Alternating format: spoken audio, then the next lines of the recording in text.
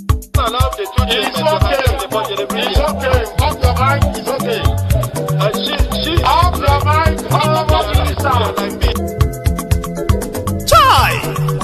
Now wow, people wey suppose talk truth to power don't off mic. And if we talk, now 500,000 they go sama us, call them hate speech. But fear not, my ego don't come. Ingo torchlight every corner, nooks and cranny of all these bad people where they spoil our country.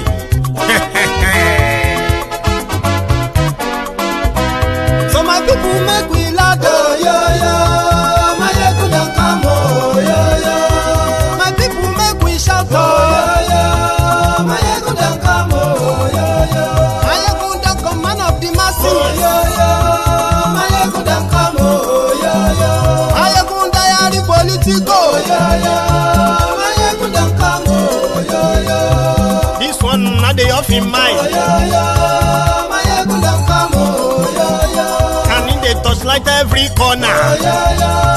My ego don't come, oh yo yo. Okay, some people be they holla say they want the power. Chai, them be promise us say we go get light and power. Nah. Them hustle sote they can't get the power. But now they know they do anything with the power. Every day, dollar just they get the higher power over naira. Still them talk say make we off mind. But thank God say my ego don't come. So my people make you laugh, oh yo yo. My ego don't come, oh yo yo. My people make we shout, oh yo yo. My ego don't come, oh yo yo. My ego don't come, man of the masses, oh yo yo. My ego don't come, oh yo yo. My ego diary politico, oh yo yo. My ego don't come, oh yo yo. This one not the off in mind, oh yo yo. My ego don't come, oh yo yo. Person where they do evil, no one make person talk. Them say that my yegun, that man too they talk. He too they talk. Say my yegun diary, he they hot like pepper. But every day then they take money in bulk. Woman picking, they the street they hawk. Still them talk say make we no talk. But thank God say my yegun don't come. So my people make you laugh, oh yo yo. My yegun don't come, oh yo yo. My people make you shout, oh yo yo. My yegun don't come, oh yo yo. Man of the masses.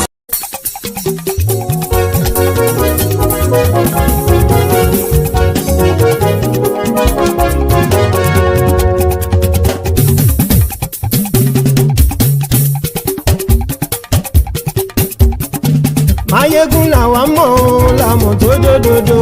Mayegun diary, Mayegun number one.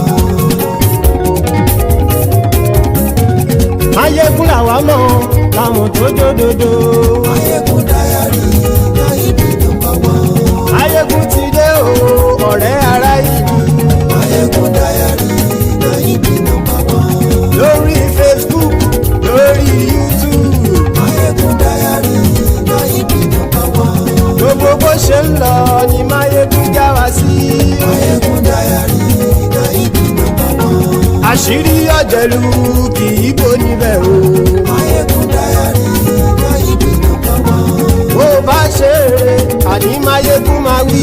Mayegun diary, Mayegun number one. Ó sì tún ṣe eré, wàá gbọ́ níbẹ̀ o.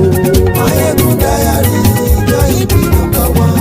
Mayegun diary, diary politico. Mayegun diary, Mayegun number one.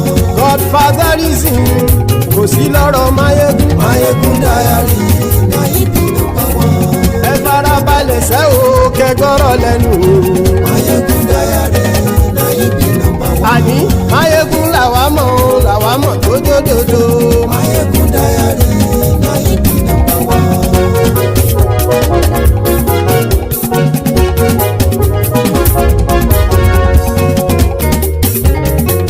Àní ẹ̀sùn ràkì. Mayegun ti dé. Mayegun ti dé. Ọ̀jẹ̀lú ẹ̀sùn ràkì. Mayegun ti dé. Àní ẹ̀sùn ràkì. Mayegun ti dé. Lórí Facebook. Mayegun ti dé.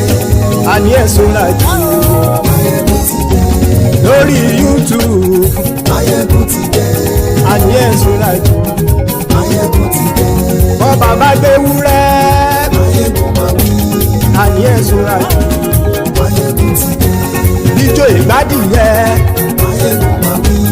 àní ẹ̀sùn àjò ìpẹ̀sìdó bá rúfin o àní ẹ̀sùn àjò. Hello there. Good morning to you. Good afternoon to you. And good evening to you from wherever you are joining us. This is Mayegun Live.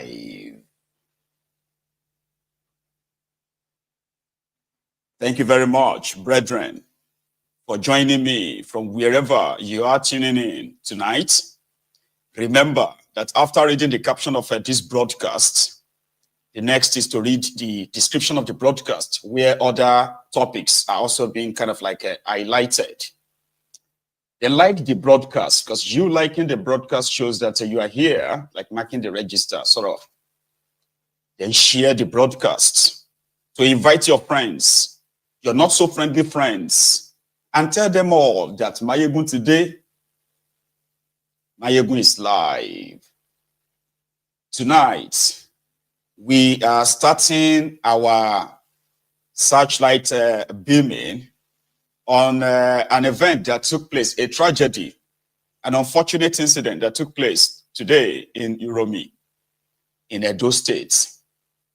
You probably have seen a few of that if you don't have the full detail, right? But you probably have been hearing about the incident if you have been on the internet today. It's an unfortunate one. And so what is the story? It is reported after the, attack, put it that way, it was reported that some Hausa Hunters, right, were traveling from Portharcourt to Kano, like going up north, when their truck, okay, got spotted by the Edo State vigilante group, who then ordered them to park. And upon inspection, they found about 12 dane guns. You remember those guns that you have to be putting powder inside and you have to be like, setting and like kicking and something like that, right? Before you shoot a round, a dane gun. And from nowhere, an alarm was raised that there was a truck conveying Fulani terrorists, the kidnappers, with their guns. And the moment the people heard this news, they rushed down to the spot where the vigilantes themselves lost control of the crowd. So at the end of the day, about 20 of them, they were accused of being kidnappers, suspected kidnappers. So that was when jungle justice was applied. And right there and then, 20 of them were attacked. 16 died immediately because they were set ablaze. But 4 survived the attack. Now, a lot of reactions have followed this. Bloggers, right? And some other social media handles have portrayed the news, just like I said it from the start, that they were kidnappers because of the dane guns. Others were like, the trauma that the people of Edo State have been subjected to for years now, especially in the last 6 months, is enough for them to react the way they reacted, since they have been left to their own fate, like they have been left on their own by the government that was supposed to provide security for them. They have been kidnapped. Their women have been raped. They have paid ransoms. They have been killed by these murderous Fulani terrorists in Edo State. But these were not Fulanis. From the reports, they were Hausas. And, if not because of what Nigeria has now become, right, it wouldn't be a crime, okay, to be an hunter, right, that probably lives in a particular part of the country and they're moving to the other part of the country, but things have so changed that this tragedy is just one too many. Divided people, traumatized people, unprotected people, and incompetent as well as the corrupt system that operates in that place continue to put the lives of everyone in danger. When they say, "May Nigeria not happen to you," Nigeria can happen to you just anytime, anywhere, and it doesn't matter, by the way, your status. So from Edo State, from Uromi, in Edo State, where this happened, we have had some, northerners who live in Edo State who have started protesting as well. The women, they heard this news, but it was too late. 16 Hausas, 16 northerners were slaughtered and burned to death, right? While 4 of them are reported to be very much in critical conditions at the hospital in Edo State as we speak. But from the scene, from those who are reacting, right, I have cut off at the part where they were actually burning people, like burnt bodies. I have to take that out. It was gory. Can't share that. So I'll share with you the part where before things got bloody and deadly, okay, as well as the protests that followed. So we shall start from that tonight. Let's go to Uromi. Brethren.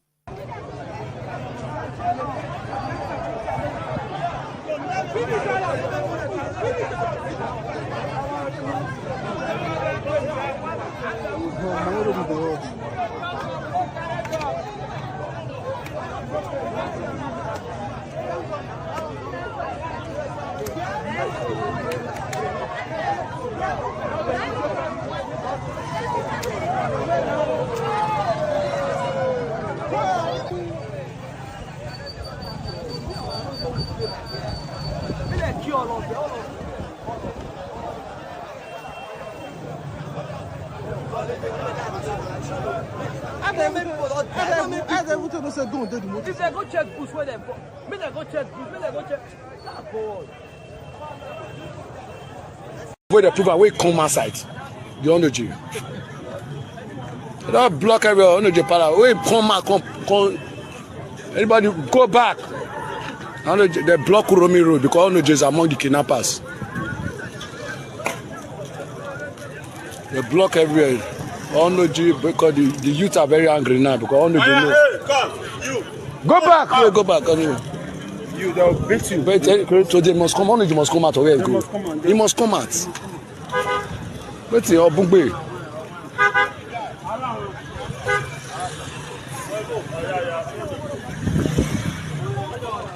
Not too much. They are blocking Uromi because it's too much. All no J is the ones, and the kidnapper reported on J that on J is among the people.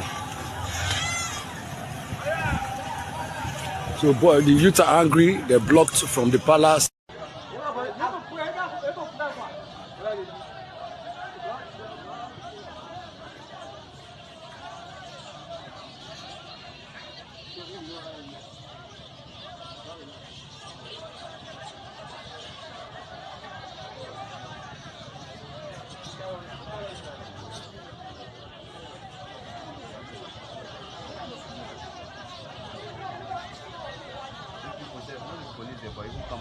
No, soldier for come outside, soldier.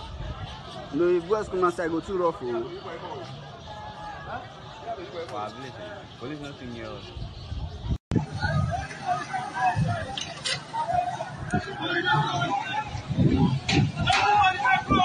This is Hausa community in Uromi protesting that some of the persons were killed.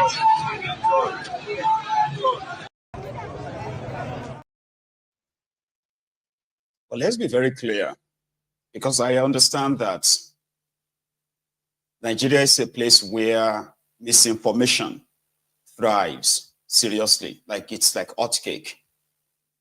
And most of the time, it is always too late before people use their common sense.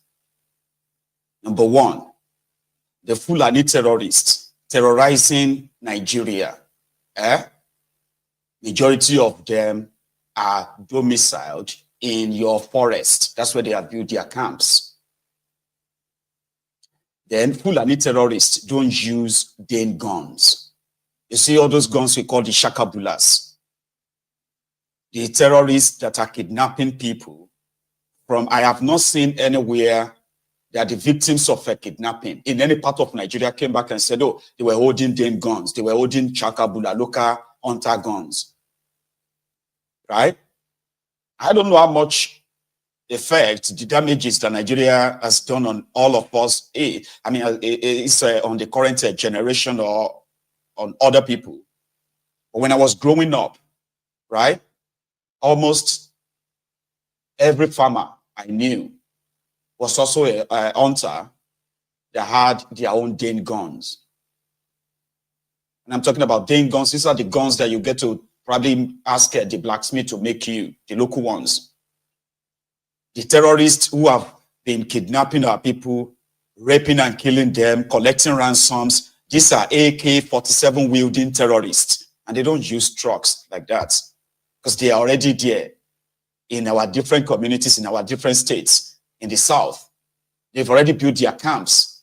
They have their spies who goes about everywhere. So this is one error of judgment, which is also because of the lack of trust that the failed system has somehow ingrained in us. Nobody trusts the system.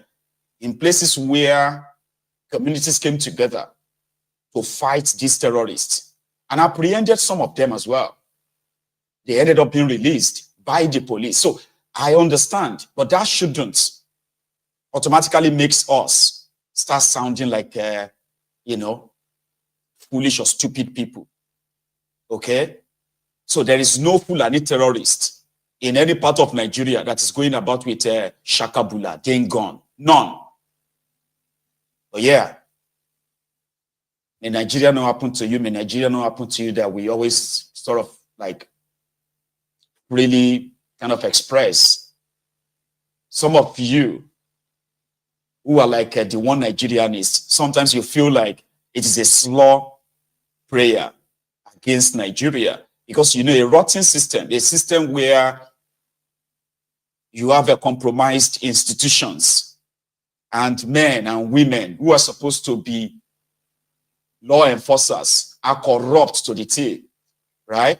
So what you are going to have is an unjust system that can take your life anytime and anywhere. You know, your life can be snatched from you inside. That's what we mean, that Nigeria can happen to you inside your own house without you going anywhere. You may be this very respectful, gentle, quiet individual who never even criticizes the government. But guess what, right? The same government that you believe that you are not criticizing will still come for you. That's what it means by may Nigeria not happen to you. Because those who killed these Hausa travelers, they were taking the revenge on these innocent people who have committed no real crime against them because the system has failed just everyone. I heard that they've arrested 14 people. That's another thing. By the time you begin to probe the people that the system, because it was given, they give an order. That's because this has become a big thing. So to show that Tifnungu and his gang, right, are pretty much not on the, not in the know. So they decided that, oh yeah, you must arrest the people that now they have started raiding people. 14 people have been reportedly arrested by the police because some of these Hausas themselves on social media, they are beginning to make threats. Threats like that town, that Uromi town, they should not go to sleep, or they should not go to bed. They killed innocent this and that. They killed the Hausa, they killed the Northerners. We are going to, those kind of talks. Which in itself, right, is one of the factors of the disjointed, imbalanced system that you have in that contraption that brought us to this stage in the first place. A place they forced us to live together as one, even though we are not one. A place where we can't really wait to start killing ourselves at any given opportunity. Boom, unleash it. How many people dead now? Oh, it's just about 10 people. Oh, it's just 20 people. Just human beings. Because that's what happened in Abuja this afternoon as well. You've heard that. Between the Shiites and the Nigerian Army. They have history. You see, you have heard a lot about the killings in Southern Kaduna, orchestrated by El Rufaya of Kaduna. But before the Southern Kaduna's killings, later, sort of the death of tens of thousands of people by this El Rufaya in Kaduna. The first set of people to have the pang, the venom of El Rufaya and the Nigerian Army, they were the Shiites. And this was as early as November 2015. This was just about 5 months after Bukwari took over. The Shiites were having their procession. And somehow, there are so many. So they said their procession now caused traffic for the chief of army staff, Buratai the Butcher. So Buratai the Butcher angrily left the scene and ordered his own soldiers to teach these Shiites a lesson of their life. Baba, 5 days in Zaria, Nigerian Army were busy, right? Hunting down every Shiite that they could get. They killed, El Zazaki, their leader, right? They killed 4 of his own sons in his presence. El Zazaki himself was beaten beyond recognition. They killed one of his wives as well. And these were just among other 1,400 and something people, including children, that they slaughtered. 5 days, uninterrupted the slaughtering of the Shiites. Then they took their leader to prison. You know the story, right?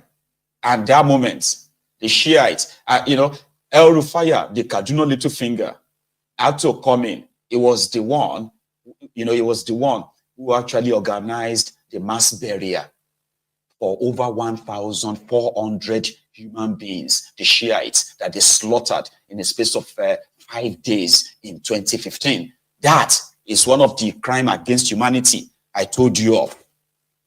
Unmarked grave, they buried, they dug about 4 graves, 4 unmarked graves, where they dumped the body of these people they killed in Zaria that year. But that was just the beginning. Because throughout the Bukwari's time, it just became something like a pastime for them.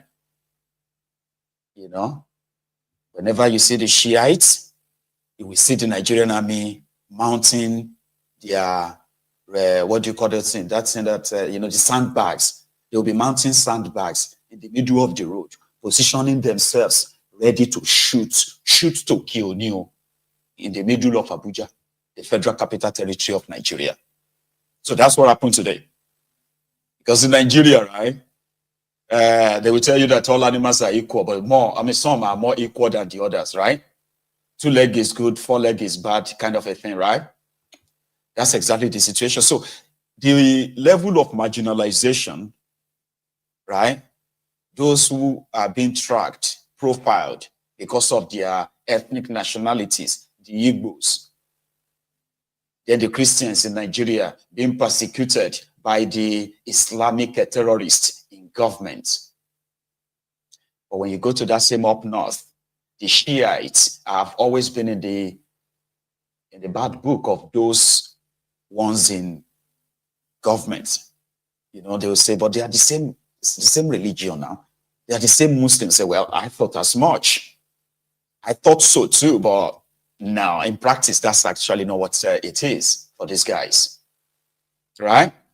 So what happened today? There was a report that the Shiites Well, they did provoke and frustrated the Bukwari's government that they had to let El-Zakzaky go. Remember? Yeah, they had to let him go for 6 years. You know, until the guy became partially blind as we speak. Anyway, today, they said the Shiites were doing what they call the pro-Palestine procession. And just for clarity as well, right? You see, every time something happens to the West, right, the Americans or, you know, or any terrorism acts actually happen to them, in Nigeria, the people that celebrate that in Nigeria, they are mostly the Shiites, unrelenting. Okay? So they are there today to pretty much support Palestine. Okay? And in a democracy, I think it's their right, you know, kind of. As long as they are not causing any form of discomfort or disruption to anyone. Abi? So the next thing we heard, like I said, the Nigerian Army put out their own sandbags ready to shoot to kill because the Shiites were in town. And shooting started. And before you know it, they've shot many of these Shiites. Most of them are young people. They've shot them and down. You know, blood everywhere, dead body everywhere. I can't show you that. They are so graphic. I managed to get some of the actions from the scene, you know, for you. Today, not just in Uromi, it was also in Abuja. But this time it's like the official mob. I just don't know how the Shiites, I don't know how they usually do it, right? Because a few times that, or so many times, right, that they have been attacked by the security agents, the military, especially, right? They've lost members. So did the Nigerian Army. Because what happened today, except if they were faking it, I don't know. It was the army that had guns, right? I don't know how a soldier had to die in that confrontation today in Abuja. So let's go to Abuja and take a look. Before we go to Abuja, there's a quick one I had to add because for what happened in Uromi, right? Monday Okpebolo, the Okpeodoyo of Edo was there briefly, just briefly. People have given us the listening ear. We thank Allah, we thank all of you. So let us hear from His Excellency. Thank you. Allah ya kawo, Allah ya doka. Baka ba? So let us take things easy. We will reason together. We'll go inside palace now and discuss with leaders so that after we can address you people. Thank you very much. People have given us the listening ear.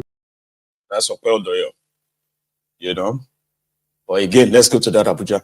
The Shiites versus Nigerian Army.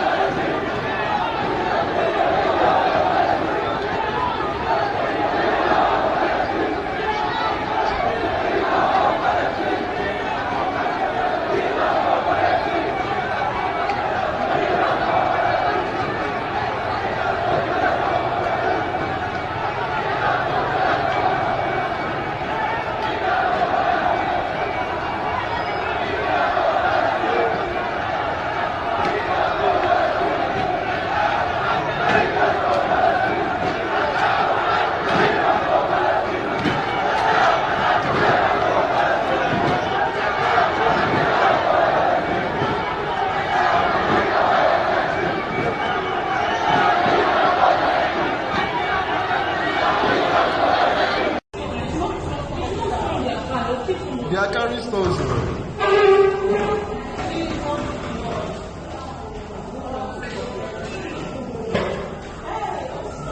Otis, leave that window abeg.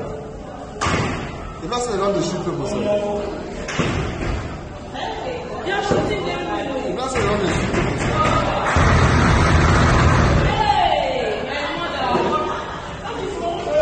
Why is he stealing people's car now? What's wrong with this guy?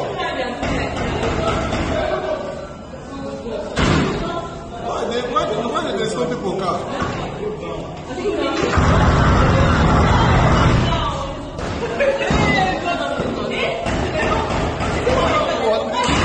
This guy's why they say, why are they stealing people's car?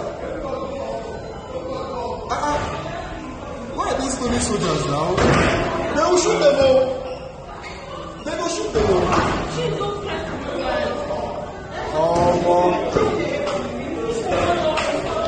Oh my God, see they kill one army guy for here. Hey, they kill the guy, yo. They kill army guy, yo. Hey, they kill army guy, yo. They kill the guy, yo.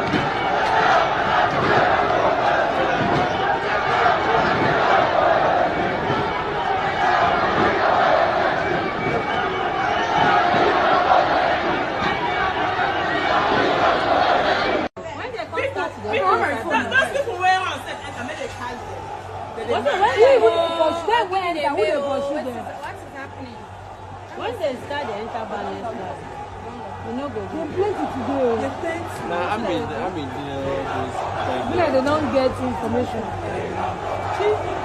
Because you will see that very soon all of them will start their run. They're ready Friday.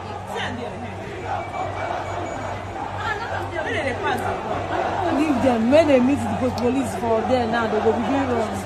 But they know they played it like this before. Maybe they get meeting. Or they know someone of the senator or one minister. They don't know about it. Then they love Vanessa's gate.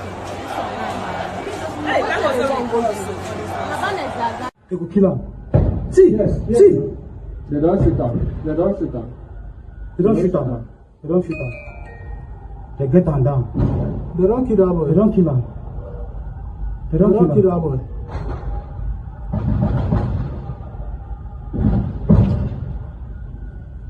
They don't kill our boy. What's all these bad people like this? They are carrying stones.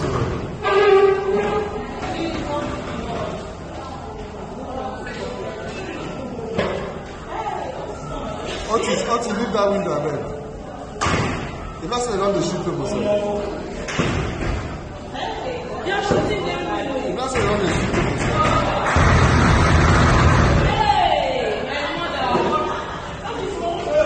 Why is it stoning people's car now? What's wrong with this guy?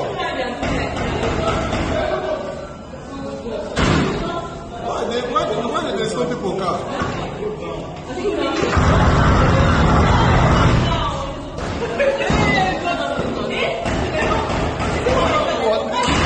This guy's why they say, why are they stoning people's car?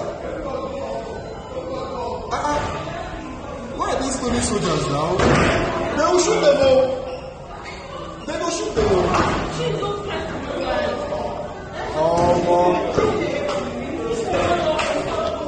I say they kill one army guy for here. Hey, they kill the guy, yo. They kill army guy, yo. Hey, they kill army guy, yo. They kill the guy, yo.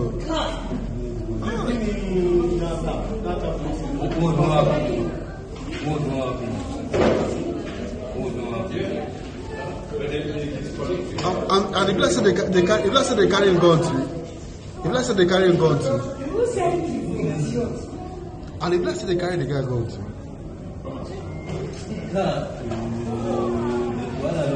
Wahala don't do.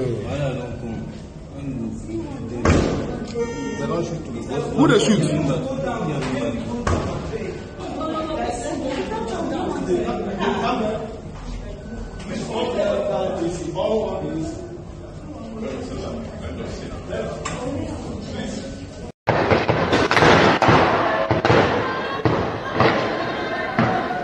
Eh?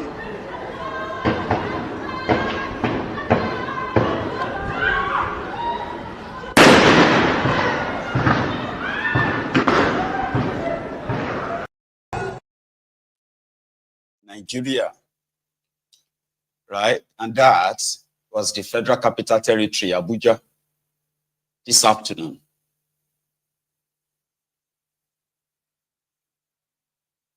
The number of people killed by the soldiers are yet to be ascertained. So we don't know how many people the soldiers are killed. Saw a boy that got shot on camera, right? It's worse. If I had brought you the videos of many of them bloody, right? They probably would suspend our channel tonight. It was that gory, you know. Severe the hands, limbs, and all of that stuff. And yeah, it was like war, where the Nigerian soldiers were aiming to kill, shoot to kill. And the Shiites are always there with their sticks and stones. You know, it's always war. They will bring out the armor tanks, firing live mortars at people, civilians, inside that, inside that contraption. Right. Somebody said, where was Wike? Oh, Wike was receiving an award from the body of benchers who are giving him a recognition award for his profitable relationship with the Nigerian judiciary. And the person that gave him the award is the immediate past Chief Justice of Nigeria, Ariwola. Yeah, that was what Wike was doing while this was happening today.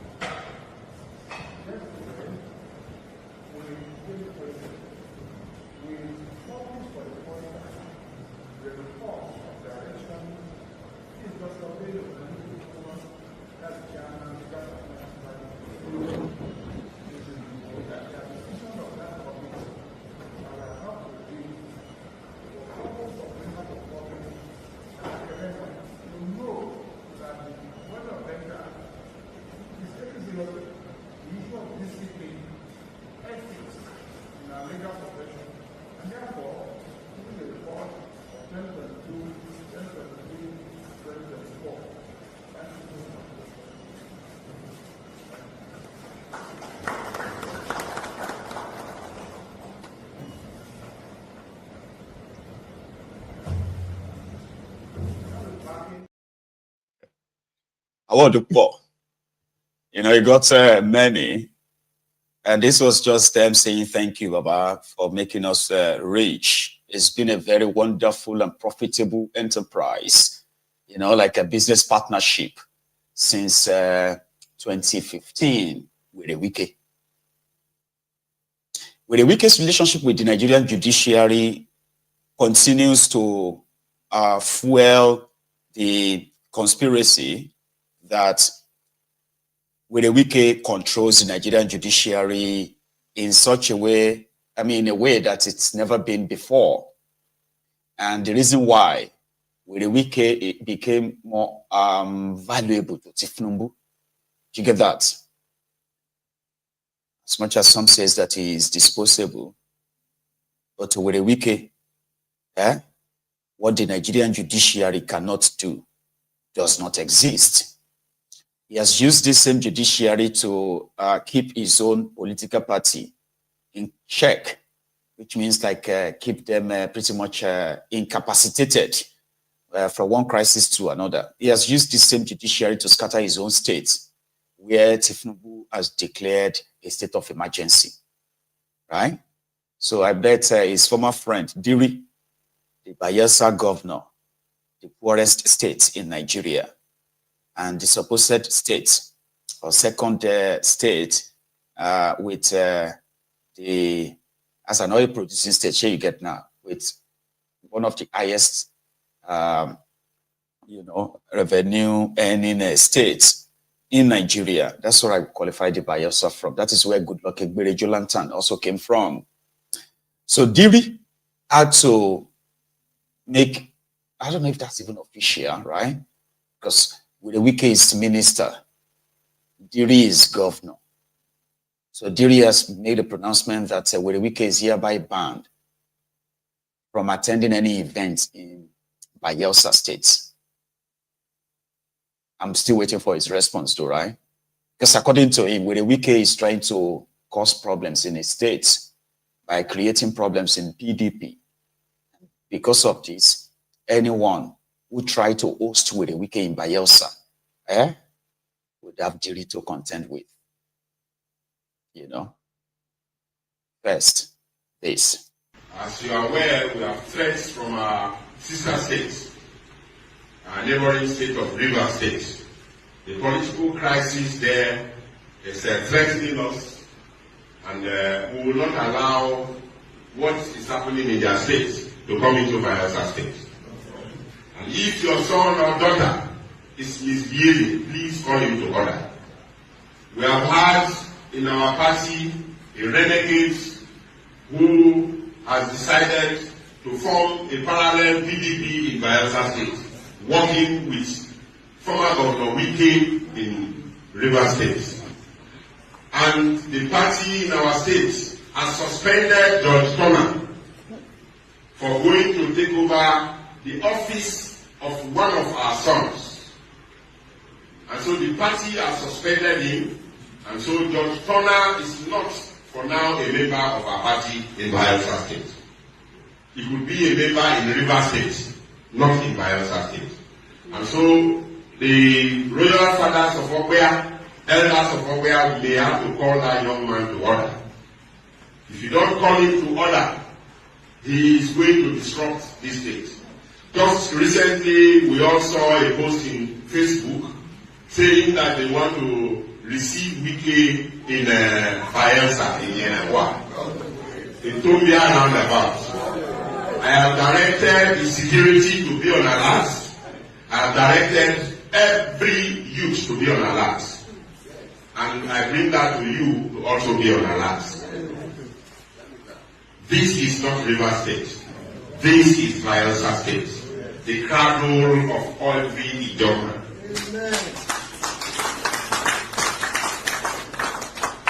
And I've always said, don't think that, as you are aware, we have threats from our sisters. That's Diri from Bayelsa. One of the guys that with a Wike sort of groomed, you know, when he was plotting to be your president in 2023. Because according to Wike, if not for him, Bokwari and Silva, they go down chop this one like suya. But today, the man has seen what Wike is capable of. So they are now probably like doing a peace contest, peace contest. But the Wike that you all know, will likely go to that Bayelsa. Tinubu controls the military, controls the police, controls the DSS, controls the security and the rest of them, right? So which of the security group is Diri referring to? I've told them, I've put them on alert. Then he went on to call a press conference where he categorically stated that we can stay away. Yeah. Persons from this state, particularly one George Turner, is threatening the peace of this state. And recently there is a Facebook report with his own number that he is going to host the Minister of FCT in Tombia roundabout in Bayelsa. The minister is not from Bayelsa State. This is not FCT. This is Bayelsa State. All service commanders should be at alert. That meeting must not take place in Bayelsa State. He can host his minister anywhere outside Bayelsa State. And I direct further that no public place, no public school, no public place, infrastructure should be used by anybody except by the approval of the state government. Every public facility in this state owned by the Bayelsa state government, nobody can use it except with the express approval of the Bayelsa state government. And nobody should import and export insecurity in their states to Bayelsa state. And so service commanders, you are put on alert that any of such gatherings should not and will not hold in Bayelsa state. There is a government in place here, and this government and the security agencies have worked tirelessly to keep the peace of this state. If somebody cannot take care of their state, they shouldn't import it to where we have peace. Your people are not fighting federal government. We are rather supporting the government of Tinubu for what he is doing in Bayelsa state, particularly for giving the contract of phase 2 of Nembe Brass Road. And the contractor has come to report himself. And like Oliver Twist, we are asking for more for Ekeremo Age Road to partner with us. For Oporoma Ukubie Koluama Road to partner with us. And we are happy that the president is doing that. So why will anybody want to set the job people against the persons from this state? So Wike is not welcomed in Bayelsa. So my own is that what is he going to do if Wike shows up in Bayelsa? Like, what would the security do? They will arrest him, or they will block the road. It's one tomfoolery that I'm still trying to process myself. And there were women too, this time, Hilda de Kubo, that actress. But she's still leading the women, championing their rejection of the state of emergency in Rivers, as well as with the Wike's overbearing attitude in Rivers as well. So here is their recent one on the matter.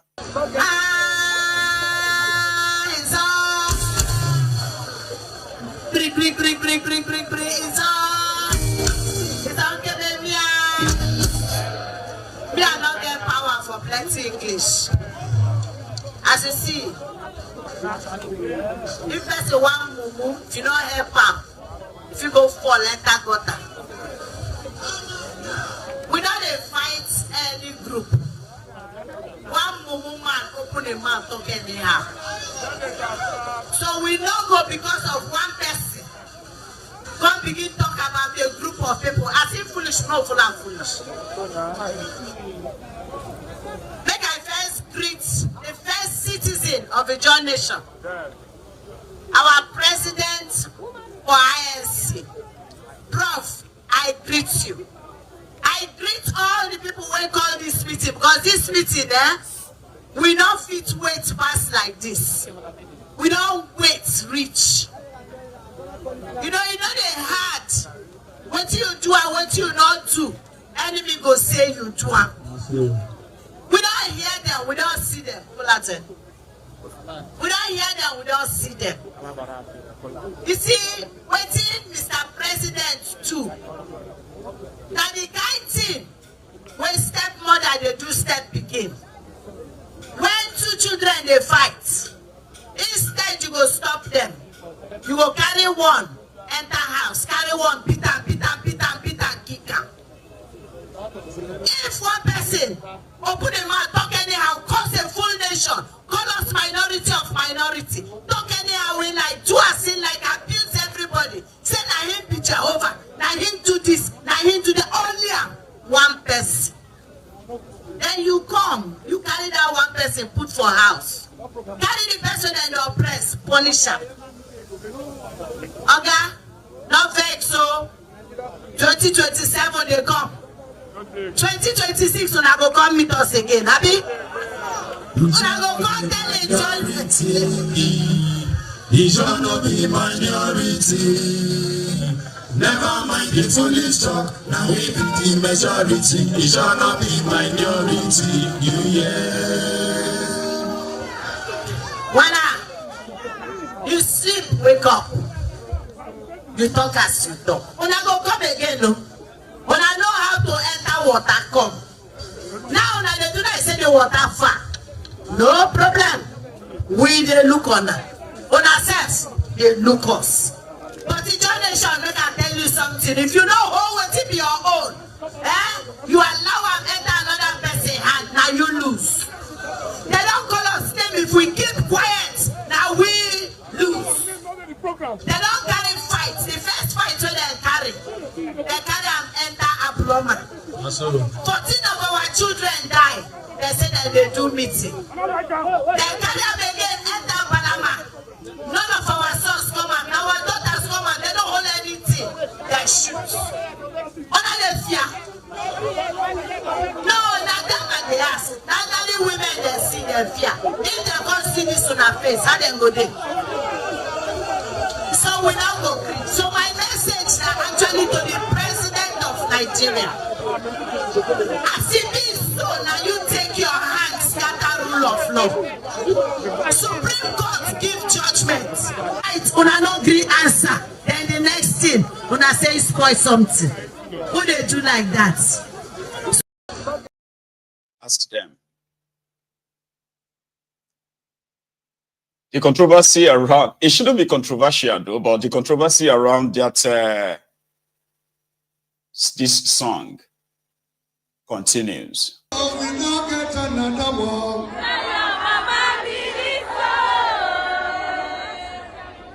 Now our mama believe so. We now get another one.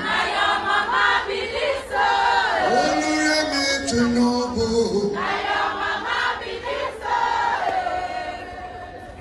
Now our mama believe so. We now get another one. Now our mama believe so. We now get another one. Now our mama believe so. We now get another one. Only to know.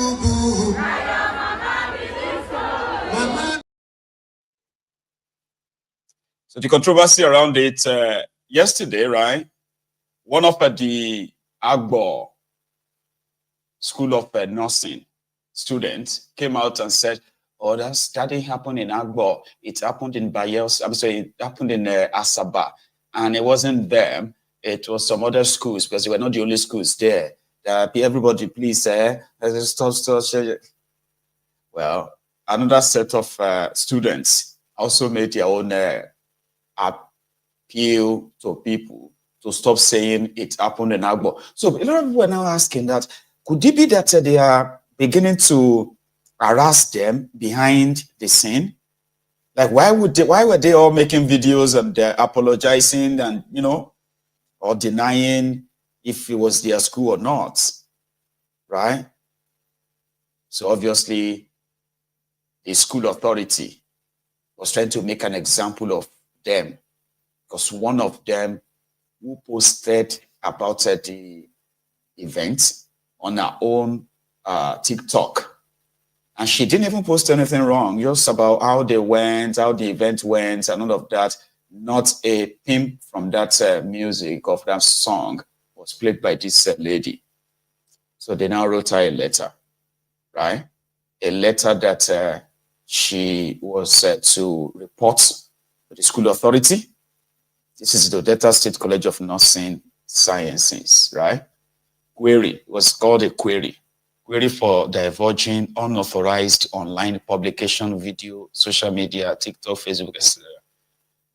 It has come to the notice of the school authority that you, student nurse Osato Adobo, on the 25th of March 2025, during an official visit of the First Lady of Nigeria, Senator Remi Tifnumbu, at Dome Event Center, Asaba, for the renewed Hope Initiative Health Program and distribution of 10,000 professional kits, crocs and scrubs to midwives in each geopolitical zones of Nigeria, blah, blah, blah, was found to be engaged in malicious act of recording, singing, and posting unofficial response to song during the arrival of the First Lady, found on your TikTok page. This is a punishable offense as enshrined in the blah, blah, blah. So that's the first one, the one on the left. I think it was that girl, yeah, student nurse, who came out to say, it's not us, it's not. He said, who sent you? Yeah, I will send your papa. So a commissioner in the same Delta State had to intervene. And then the school wrote another letter to her. Meanwhile, so they said, you are therefore requested to explain in writing in triplicate copies within 24 hours of the receipt of this letter why disciplinary action should not be taken against you for this act. Right? So the same school had to write another letter again to her. By student nurse Adobo Osato Emen, withdrawal of query letter. So they withdrew the query letter after a commissioner, this commissioner, I think, made a statement. On the trending letter that was of query issued to the student of School of Nursing Agbo, I've instructed the provost to withdraw the letter. We don't want to victimize any of the students. I've also reached out to the student in question, and the student has confirmed to me that the letter was withdrawn late yesterday night. So I want the public to be aware of this, and there's scam everywhere. We are not victimizing any of the students. And the office of Rabbi Werekwe also said, oh, they have the right to express themselves, so leave them alone. So that means we can continue singing that our song then. Now your mama be this, so get another one. Now your mama be this, so, and these students too, they should rest. Online, and so sad because we've been receiving a lot of messages from other schools and all that. Please, that event was never held in Agbo. It was never held in Agbo. It was in Asaba. It was an AGO program from our president's wife and Mama of Nigeria, Senator Mrs. Remi Tinubu. And it was an NGO program to give midwives, 10,000 midwives, some professional kits, which are the scrub and crocs for their professional activities. And it was not held in Agbo. Many schools was present in that event. schools like College of Abo, College of Science, Warri, College of Science, Oku, College of Science, was there. There was College of Science after I was president. So that's what I even know. They were there. I could only know that the students because I from schools, but I think they were open there. Staff was there. So political officials was there. Governor Wike was there. Some senators Wike was there. Governor of the state was there. Sorry, the vice president Wike was there. It was a very, very big event. And all that. Nuisance lele. Nuisance lele. We now get another one.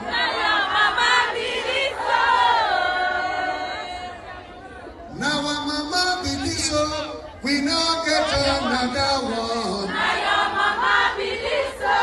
Only me to know. Now your mama believe so. Now our mama believe so. We now get another one. Now your mama believe so. Now our mama believe so. We now get another one. Now your mama believe so.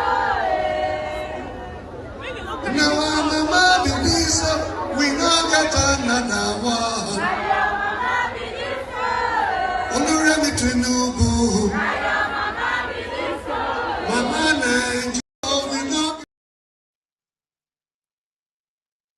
And people have been reacting too, anyway. Because who sent them? Like, shut up your mouth, man. That's exactly how this guy reacted. I don't like it. So that lady, good for her that they've withdrawn the query for her. After taking a close watch on this video, I came up with this question. One and no verse. Like, does Nigeria actually worth fighting for? Because the more you dedicate your time, your energy, fighting for this country, the more the people, they press harder to make you look foolish and stupid, all because of fear and favor. This is a pure definition of, even when they don't free you of slavery, you are still walking about with slave mentality. Fella say, Western world don't free Africa from slavery, but a lot of people never free themselves. This is definition of it. These are the people making those people that are standing for this country look stupid. Those of us, when they speak up for this country, indirectly they tell us, say, you are on your own. The risk of speaking for this country or speaking against evil in this country, you are just on your own. They let them know, say, if anything is up with you, we're not there with you. Because now they confirm all those things every day. So, those people speaking up for this country, that big risk, many of us, they take. Putting our lives on the run for the betterment of this country. And most of Nigerians don't want the betterment of this country. It's sad. It's sad. Only you now sit down and do this video because you want to excuse your foolish self. Your foolish self and your institution from what happened. Okay, now your mama, this woman now your mama. The MC that raised that song was so foolish to have raised such song. Because you don't expect me to leave my mama without dedicate her life, her money, her time, her resources, send me to school, taking care of me, to deny her because of one stupid song for one woman we I don't know. Is the woman my mother? The reply of that song was the best. Because now your mama, not my mama. You like to claim her, say that your mama, claim her, but not my mama. And I'm glad that they have come to say that they are not victimizing the girl, that we should ignore the news. I'm glad because I be one say, waiting to make them victimize the girl. So those of you where they rush, they do video now, they excuse on yourself, on institution. Can you not see that you people are the most foolish people? You people are slaves. You people are definition of slaves. Shame on this girl, our institution, anybody will send her the message. And shame on this ones. Look at them. Look at them. Now so Nigeria want to free so. No unity. All of us go gather, agree for something or do something. Now go pass back. The mia. All the people standing up for this country, speaking up every day, investing their time, their resources, their energy. God, may you continue to help them. Not only you go feel help them because of the truth, Nigerians not get their back. If anything happened to any of them today, they are on their own, their families are on their own. We not proven times with that number. Since we not choose to be slave for our own country, I cannot be slave in my country. Anytime I see evil, oppression, I will speak against it. Nothing will solve. Nonsense children. Useless children. See their faces. Hungry children. Okay, now teachers now do this video now. The president wife will say, send for those children. Send for them, send for them. They are the good ones. I pour on speed. Pia! You people are disgrace, embarrassment to Nigerians. After taking a close word, pour them spit. Man, that's one thing I've been like, it is so like posh. I say, man, I pour you spit. You know, it's so elite. Some will say it's crass. No, it's not. Pour them spit. You look at them and you're like, you know, who sent you?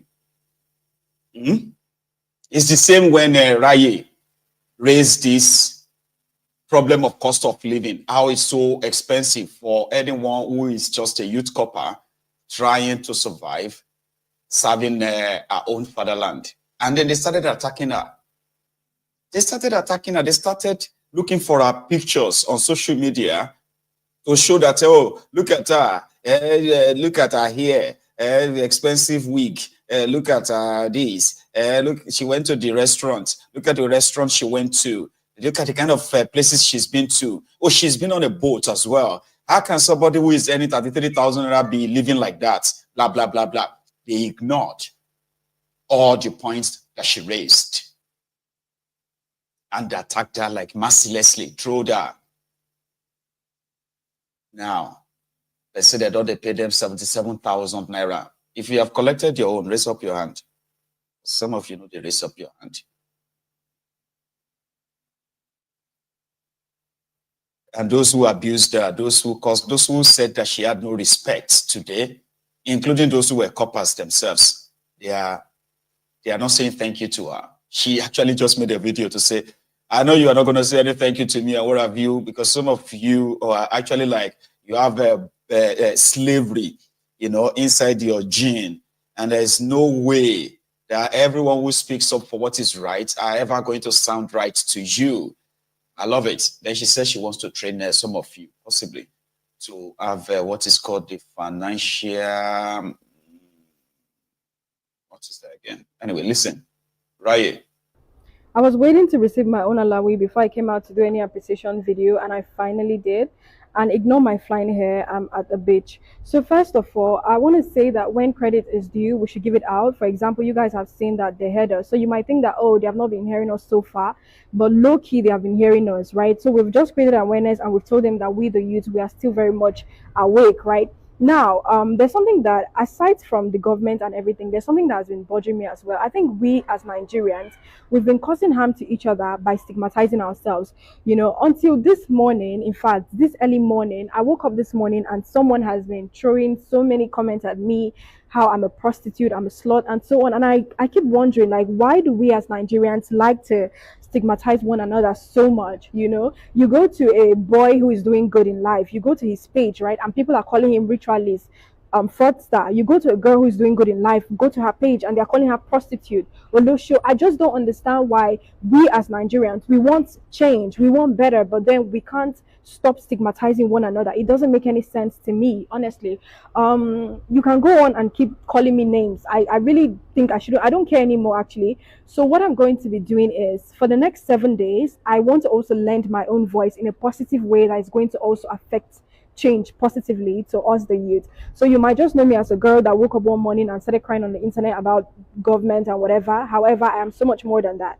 So I'm going to be lending my voice out. I'm going to be giving you guys a 7 days talk on how I was able to break into financial, should I say stability, some kind of way. So I'm going to give you 7 days conversation on how I actually found myself, how I started my remote work and career. So after these 7 days, if you want to go on and keep calling me a prostitute or losho, then I would just say it, that it's in your blood, it's in your DNA, and you can never remove it. So yeah, you can go on and keep stigmatizing me after I'm done giving you a briefing on my life and everything. So I'm going to start actively tomorrow. And if you ever want to make a way for yourself, if you want to ever start a career path for yourself in the remote space, your business or whatever, then you have to get to know me from me right now. And now what I'm going to be doing is, from tomorrow, I'm going to tell you my story on how I was able to break into remote work.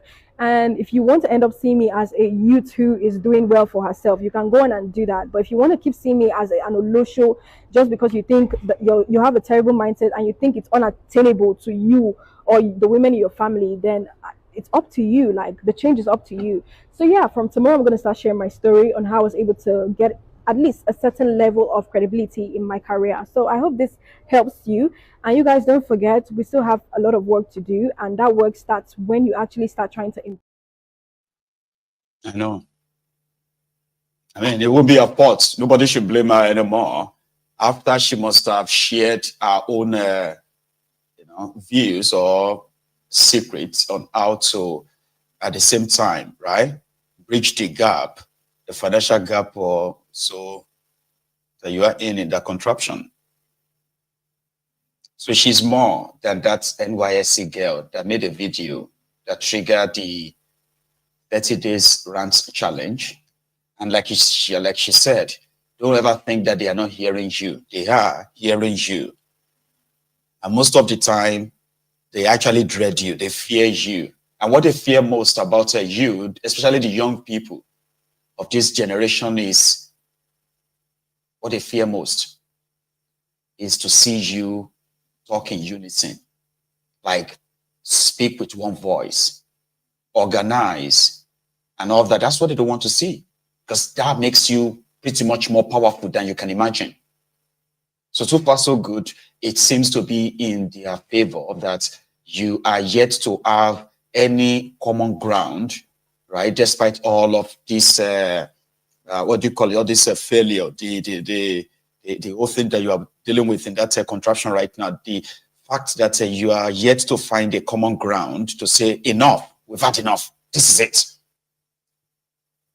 is a blessing for them, you know, but that they are not hearing you. They are hearing you, right? Just keep.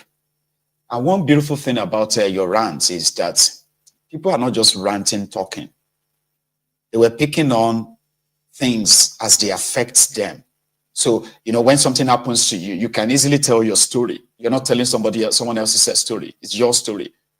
Sure you get. So it makes it more original, you know, especially for those who have responded. So there's this boy called Pella on TikTok who came out to probably, like, you know, rubbish the effort of these young people who are lamenting and calling out the government on their, you know, the failure of the government. Okay, so he came out and he sort of like mocked them. And since then, right, the reaction of this generation, as young as the young boy is, right, you can feel it. He can feel the rage. He can feel the anger. And similarly, if you go to anywhere on social media where these supposed government agents are, right, it is the voice, similar, you know, it's the voice of these young people that are drowning, you know, the effort to try to like change the narrative or control the narrative, which is a good one. So if you see those in government and you think they don't really care, you're not paying attention. They do. But their own, you know, the advantage they have is that the young people, Nigerians, are yet to actually find a common ground and identify a common enemy, and you know, I mean, devise a means of ending the war. That they are not hearing, they are. You know, they are. And I have more. I have more from the Arant factory for the past 2 days. So I bring you this long one. It's also a rant to tell the world that Tinubu is a terrible president, sir. I am a citizen of Nigeria. I am a citizen of this country. If I say I am tired of this country, where will I go? I have an NIN. I have an international passport of Nigeria as a citizen of this country. The president is not representing Nigeria. The president is not representing the Federal Republic of Nigeria. Rather, he is representing the Federal Republic of himself and his family. We are dying. I'm in Abeokuta. I lost my home in Lagos and things were hard for me. I said, okay, make I come and Abeokuta if life will be easy. Why are MTN scamming us? All the tariff are scamming us, and Nigeria government are not doing anything about it. With Tinubu tell me that he's not subscribing. With Tinubu tell me that he's not seeing Nigeria hardship. With Tinubu tell me that Nigeria is okay. Nigerians are dying. Nigerians are dying. There is no work. There is no job opportunity. There is no good road. There is no water. There is nothing. Nothing has changed. Nothing is new. But they will go up there. They will go to the United States. They will fly over to the Canada. They will go to Australia. And they will say, Nigeria is okay. Nigeria is not okay. We are dying. All the network are scamming us. All the network are scamming us. All the network are scamming us. Tinubu should see it. We need help. There is no president in Nigeria. There is no president in the state. We are suffering. We are suffering. Nigeria is suffering. There is no food, no good road. Everything has changed. Nigeria is dying. Nigeria is dying. The government is scamming us. We cannot eat 3 square meals. There is no food. There is no job opportunity. There is no good road. There is no water. Nothing in the state. Even the internet does not want us to come online again. The government does not want us to talk our mind. They are killing us. They have increased tariff. They have increased tariff so that we cannot come online every minute. Network is scamming. You cannot subscribe and use it well. When you subscribe, they will collect your money. They are scamming us. What is EFCC doing about this? If an individual scam, EFCC go arrest them. If an individual scam, EFCC go arrest them. What are we doing? Why don't they arrest MTN? Why are MTN scamming us free? They are robbing us in Nigeria in everything. We cannot eat. There is no good road. We are dying. We need help. Nigeria need help. Nigeria need help. Nigeria need help. Nigeria need help. Nigeria need help. We are dying, oh. We are dying, oh. We are dying. The government are not representing us. They are representing themselves and their family. They are not representing the Federal Republic of Nigeria. They are representing Federal Republic of Tinubu. Federal Republic of Tinubu. Federal Republic of Tinubu. Federal Republic of Tinubu. We are dying, oh. We are dying. Tinubu said will not talk. Tinubu say if you talk, you die. Where is it in this constitution that you don't talk? If you talk, you die. Where is it that you don't talk? We cannot eat. We cannot eat 3 square meals. We are not surviving. There is no good road, no water, no job opportunity. You will go to school as a graduate. You cannot see a job. If I ask some Okada here, they are graduates. They are driving Okada. Come on, Ghana. As a graduate, you work and earn 400,000. As a graduate, Nigeria. As a graduate, you earn 70,000. You earn 70,000. NYSC, 70,000. NYSC. And they are celebrating. They are dancing. They've not gone to any other country. They don't even want them to see the lights. They are closing it against us. They don't want us to see it. The government are killing us. The government are killing us. If Tinubu continue, Nigeria will be no more. Tinubu is building an empty Nigeria. Tinubu is building an empty Nigeria. Tinubu is building an empty Nigeria. Nigeria is dying. There is no food in the state. There is no job opportunity. Tinubu is building an empty Nigeria. We cannot survive this. We cannot survive this. We are dying. We are dying. United States, Australia, Canada, come for our rescue. Nigerians are gonna. Nigerians are gonna. Nigerians are gonna. Nigerians are gonna. Oh. TV, ole, ooh, carry gun. Today's rant is for you, DSTV people are very, very wicked. Wanna carry gun, enter highway. Extremely. DSTV confirm. I started using DSTV confirm since it was 6,300 naira. The last time I paid was 9,300 naira. You people did not add it to 9,800. You did not add it to 10,000. DSTV confirm is now 11,000. Wait now, we all see the from? Which kind of wickedness is this? Now, me want to subscribe to DSTV when my phone don't replace on DSTV since. I'm doing it because of my children. I'm a mother of 2. I subscribe because there's Moonbug here, there's Disney Junior, there's Jim Jam. If not, why am I subscribing? I don't get my phone. I don't want to watch TikTok. Which kind of wickedness is this? Only for me to wake up today. I said, let me subscribe. I have small 8K in one account. I sent to my OP so that because it's my OP I normally use to subscribe. I sent money 9,300 naira. Okay, let me go and touch DSTV confirm. Only for me to see 11,000 naira. You people are wicked, extremely wicked. Please do the needful. Do the fucking needful. Or somebody please recommend a cheaper one in the comment section before we have one pack go back. Call they go. Wicked people. Very wicked. You don't. Something where children they take the manage life. You sometimes you ask if picking on the watch TV. You know if picking they chop. Born first. You know if picking they chop if picking on the watch TV. Now they're even there on break. Waiting now they show them. Wicked people. Something I'm using to distract them so that I'll be able to be working from home. The work from home said, where's the data? Where is the data? You put data today, data for 24 days, 30 days, data don't finish. What level of wickedness is this? Mark the way they take my message. Very wicked people. If I wake up for money, I go on data immediately. Message go in that account offer. I can't reply. You come down. And only 9,300 I get. What's now? Now, Janaya, I want to say yes to me.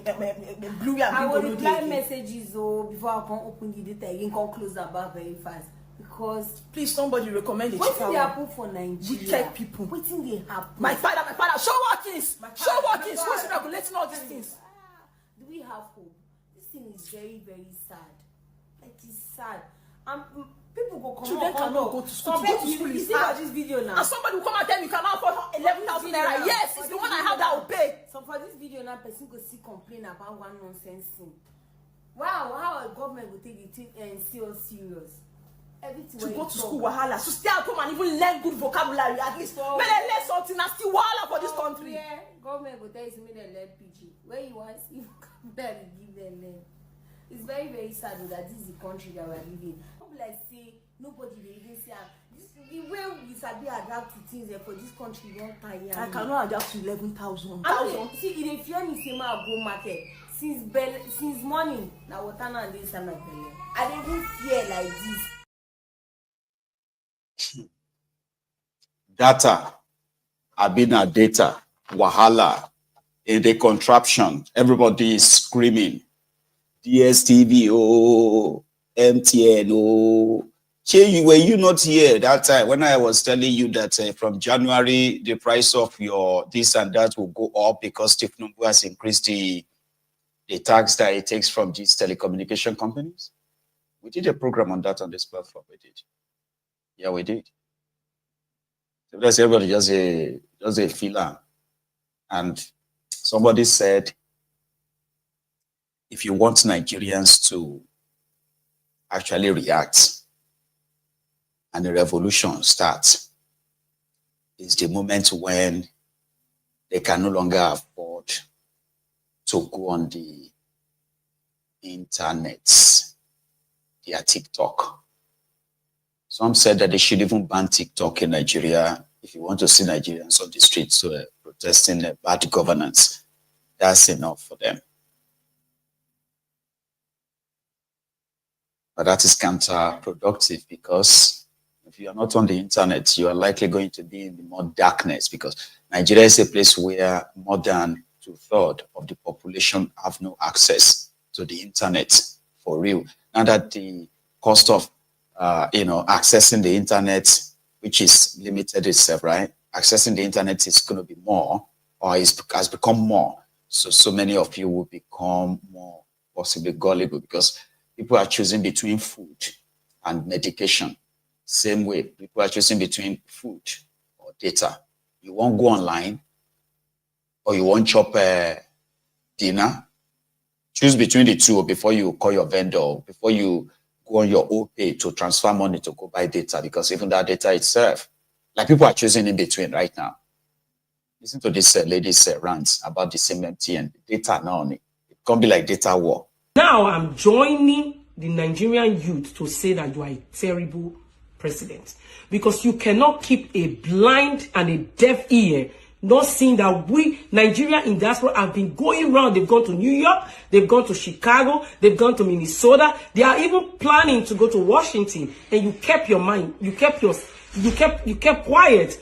If truly you are a father figure to Nigerians, is this how you're going to keep quiet for our investment to go down the drain by your so-called Minister of Works, and you kept quiet? For us to do what? Our investment to go down the drain, because you cannot tell me you don't know what is going on. I am a concerned Nigerian, so I am here to air my mind concerning what is going on in Nigeria right now. Talking about Nigeria, what Nigerian citizens are going through in the hands of the government, most especially the Nigerian diaspora, because I am in the United States. So I'm going to talk about the person of David Umahi, because that guy, that man, I'll call him a guy, because he has become a problem in the hands of Nigeria in diaspora in the past few months. We're talking about the investment. In most of our Nigerians came to Nigeria to come and invest, making sure that, when they work, we work here 9 to 5, or making sure that they put something back home, that when they return back home, they will have something to look out for. And now, David Umahi is sabotaging every of our effort to do that. So there is a coastal line that they're supposed to put going on right now. But David Umahi is diverting that coastal line, removing it from the legal coastal line to an illegal one. What is going on? And the president is keeping quiet. It's really, really heartbreaking that we, as a Nigeria, are going through what we are going through. Most especially we that are in diaspora. It's not supposed to be so. We have to keep quiet in the midst of impunity. They're asking us to keep quiet when all this is going on. When I look back and see how I grew up as a young girl growing up in Nigeria, this is not what our government promised us. Most especially this Siwaju's era. What is he doing? What is going on? Why has he not given out people to go do investigation to see what is really going on? Because this thing has been going round. It's been going on. A lot of bloggers have been carrying it. And this president decided to keep quiet. How long are we going to live in fear? People are going through this impunity, going through this injustice, and they are keeping quiet because they are scared of their life. They are going to go after them. They're going to kill them. Then they just expect us to be quiet. In America, they can't do me nothing. Umahi, this is for you, David Umahi. You know what you are doing. You want people to worship you because you believe you are a God. But I'm telling you, you are no God. When the God takes the breath out of your life, you are nothing. Do the needful and go back to the legal alignment. And leave people's property alone. Because what you are doing now is going to haunt you for the rest of your life. You are playing with the investment of Nigerian diaspora. You are playing with our investment. We work so hard to bring our money back home, and you are sabotaging it. Because you felt you are a minister that can oppress, and nobody will do anything about it. This is for our president, Asiwaju. You choose to be quiet. You are a terrible president. It's for David Umahi. I've heard of all your injustice that has been going on during when you were the governor of Ebonyi State, about Jackie and the lady that supplied all the gubernatorial material that you refused to pay her money, and you asked her to go wait for you in the hotel, and you told her that you know what women do to get their money. When the time comes, we will bring out all the evidence and we will work against you because you are a useless man. You don't have the interest of the people at heart. You do not. Now I'm joined. The cost of fuel has gone up. Food and other prices have followed it. Households and businesses struggling. Things seem anxious and uncertain. I understand the hardship you face. I wish there were other ways, but there's not. Hey! How many times would they tell you before you know that Nigeria is not for you? Ah! Now they never leave you. They have left you behind. Photo, not be juju be that. Not be juju be that. When I was in Houston, America, I was having a chat with one of you who came to see me. And then I said something like, I can't remember if that person asked me what prompted me to be Mayegun. I don't know. It's like we're just talking generally. And then I can't remember how the question was put to me, okay? But I just remember explaining to those who were present. I said, one of the greatest mistakes that people have made, those before us, was that the moment you are abroad, somehow, there's this psychological satisfaction that tells you that you have escaped Nigeria. Oh, thank God, finally. Now I'm not gonna be a victim of bad governance again, or I'm not gonna be the victim of police brutality again, or I'm not gonna be this. You know what I mean? Like that psychological way of, oh, I'm going to a sane place. And it was a mistake. If you still have that same mentality as well, you're making a mistake.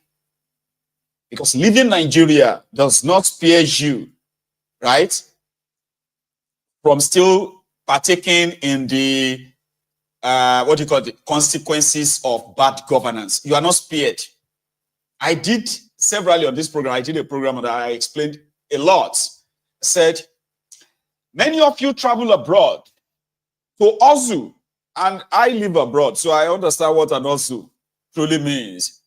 You know, where you have to be all by yourself, you know, like that. You be asking yourself sometimes, I'll be like, what am I doing here? God, look at me. Eh? The whole me.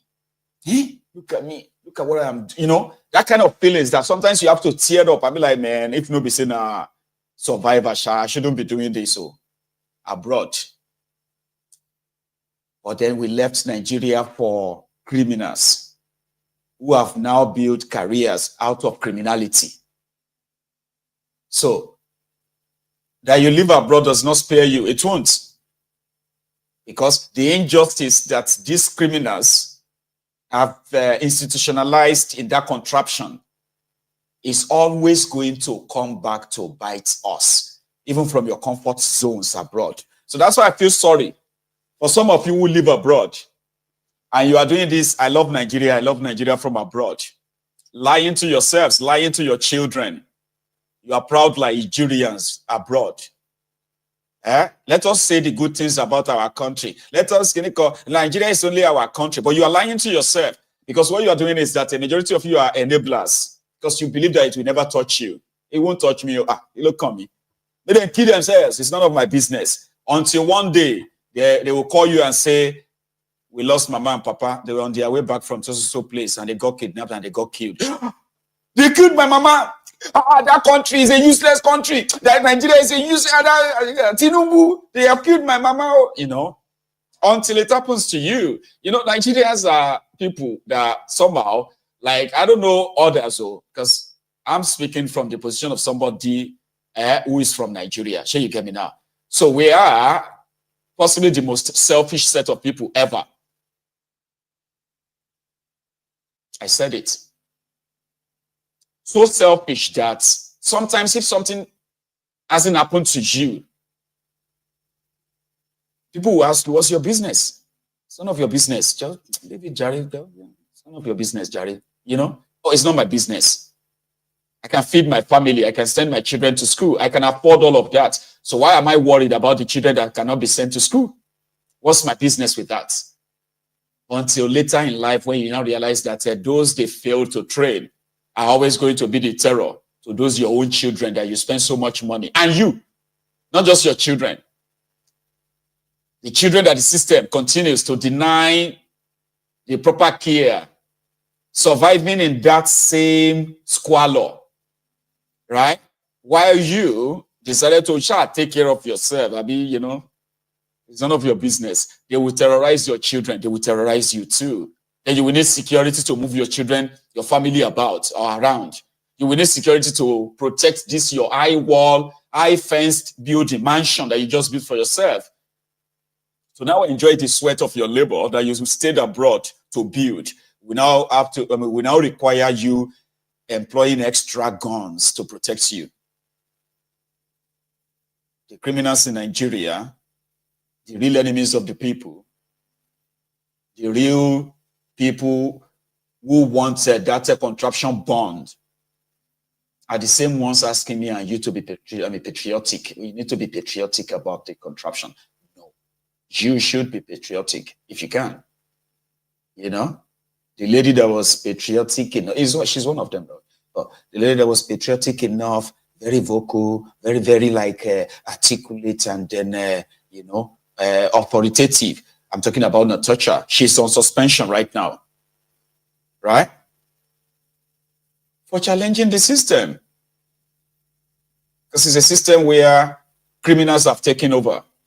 Every institution, you know, taken over by rogues. The idea, the desecration of some of these important institutions, right? The effect of that is because majority of us feels like once we are no longer in that contraption, it's none of our business. Whatever they do, Nigeria will be better. Let us just pray for a better one. Let's continue to work for it.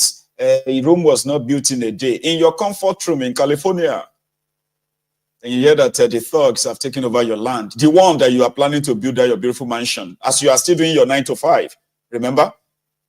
Denying yourself some good stuffs because you want to build a mansion in that contraption. Now, there is a news that one rogue criminal politician who don't give a damn about you has just pulled up, you know, in his bulldozer, and they're about to demolish your...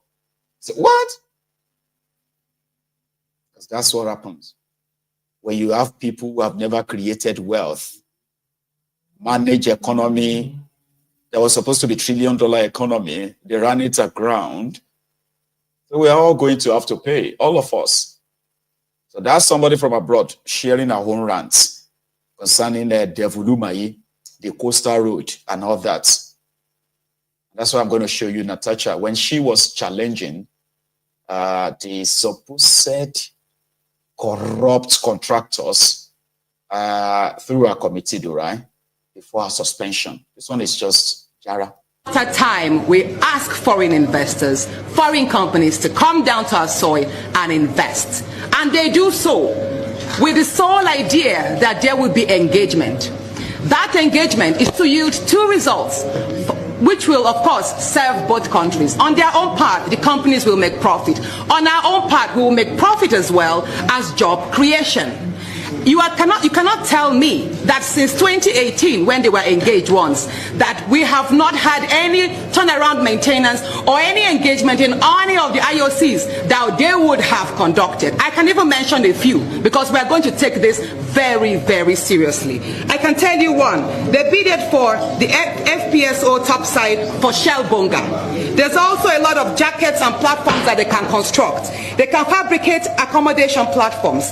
They can fabricate wellhead platforms, connecting bridges, and so many more.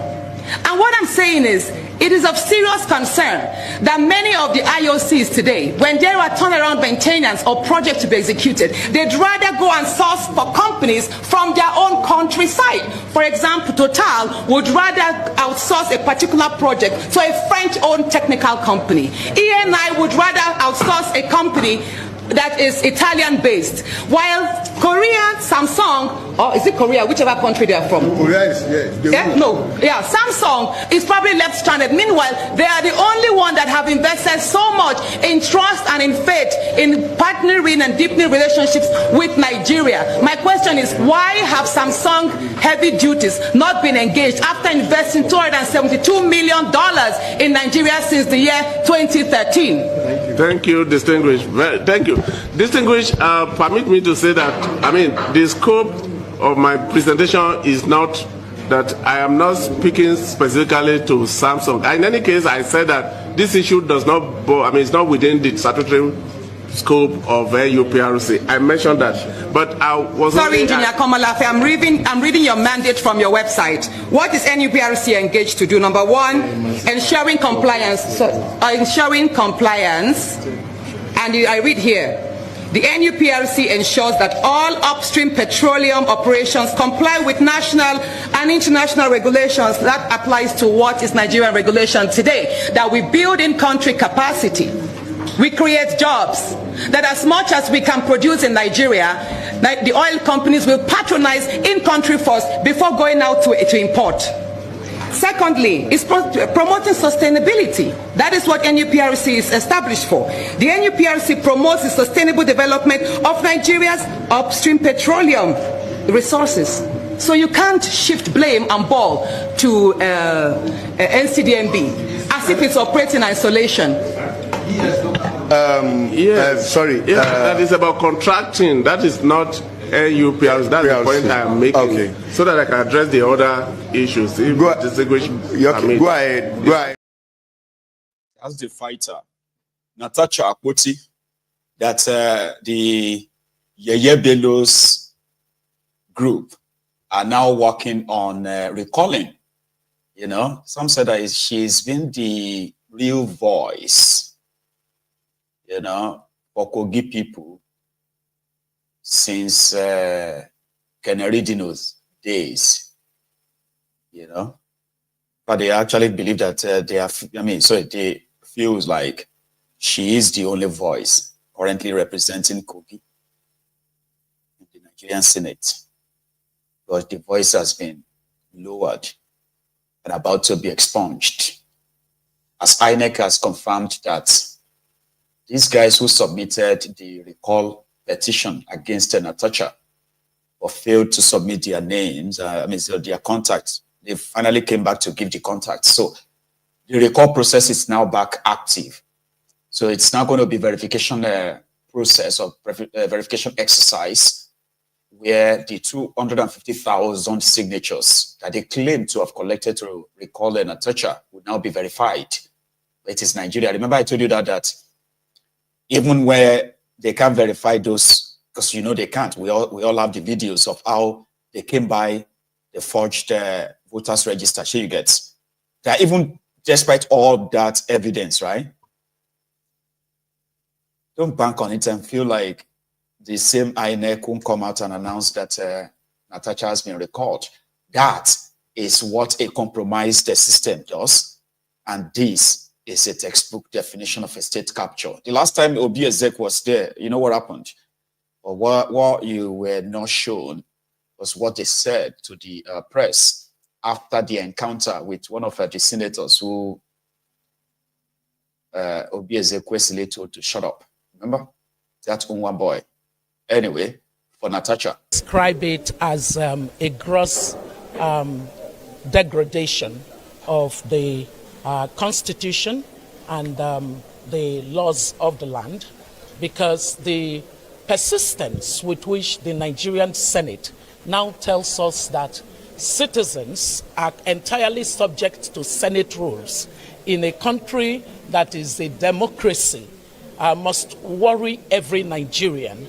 There is absolutely no basis for the rules of the Senate to have supremacy over the Constitution and the laws of the land. In the suspension of Senator Natacha, that was what happened. They put the rules of the Senate over and above the laws and the Constitution of Nigeria.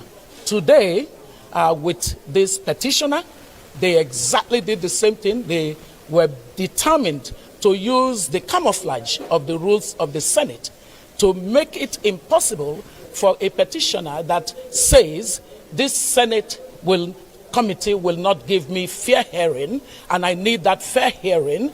There is a bias, and it is evident in the series of things that have come out of this Senate. Therefore, I am requesting under the rules of fair play and the Constitution that you, as the Senate, should have a new specially constituted committee that would give me confidence to come before you and to enter into the deliberation on my petition.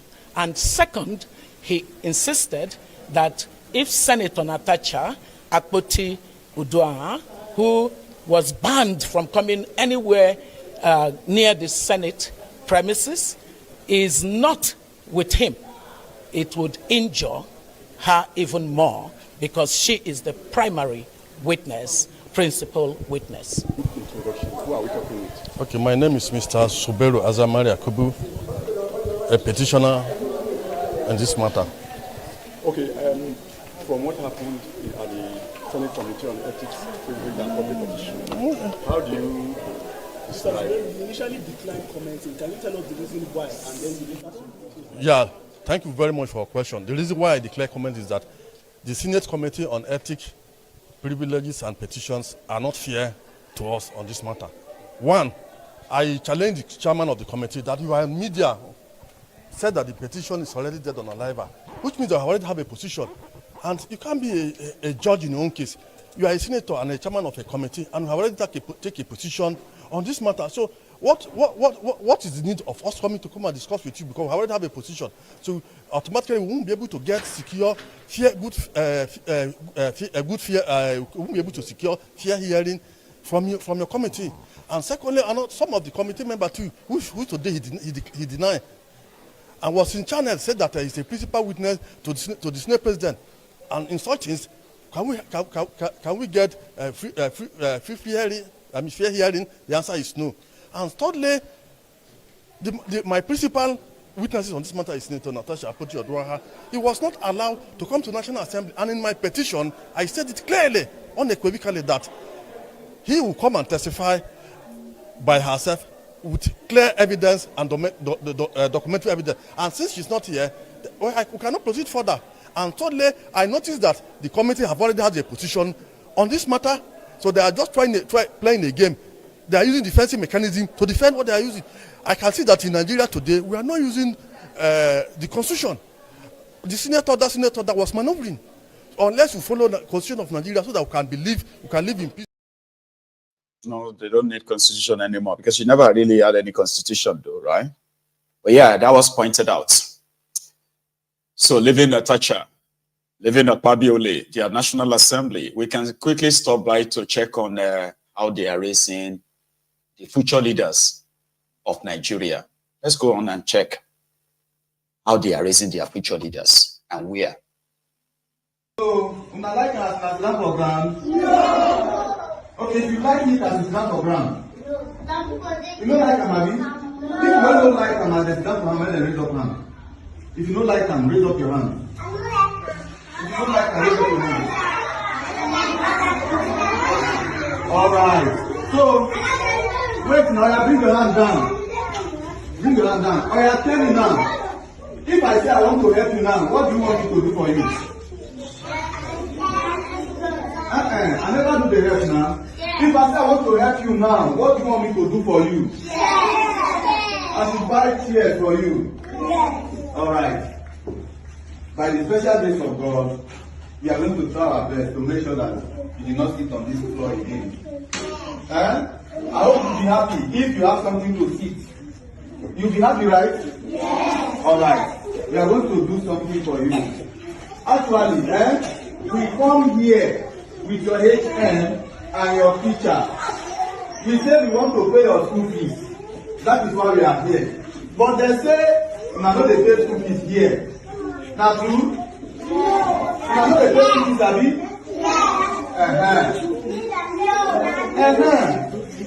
Since we are not the pay school fees, the money that we want use to pay on our school fees, we go use them. What if we use that money? Say, okay, add money. Do cheer for you people. I hope you will like them like that. Yes. Alright. The reason why I'm using feeding is for you people to understand me very well, because the purpose of communication is to understand and translate what the person is saying. So I want you people to understand me very well, that by the special grace of God, we are going to provide some cheers for you people to see. This person, not the only one, not the only this person. We have people where they say that then send us come. So even if we carry money from our pockets, do one. Now those people we go to say that then do one. Even if you carry million, do something here today. we go talk say na Rate family do am. We cannot take it say na King Hope and 2 Minute Man or Jude na him do am. We go say na Rate family do am because we belong to that family. So since we are planning to do something for you people, we want you people to see that na Rate family dey do am. And this man you are seeing here, na him be our president. His name is Martin Vincent Oxley. He is a Benin man, but his nickname is Very Dark Man.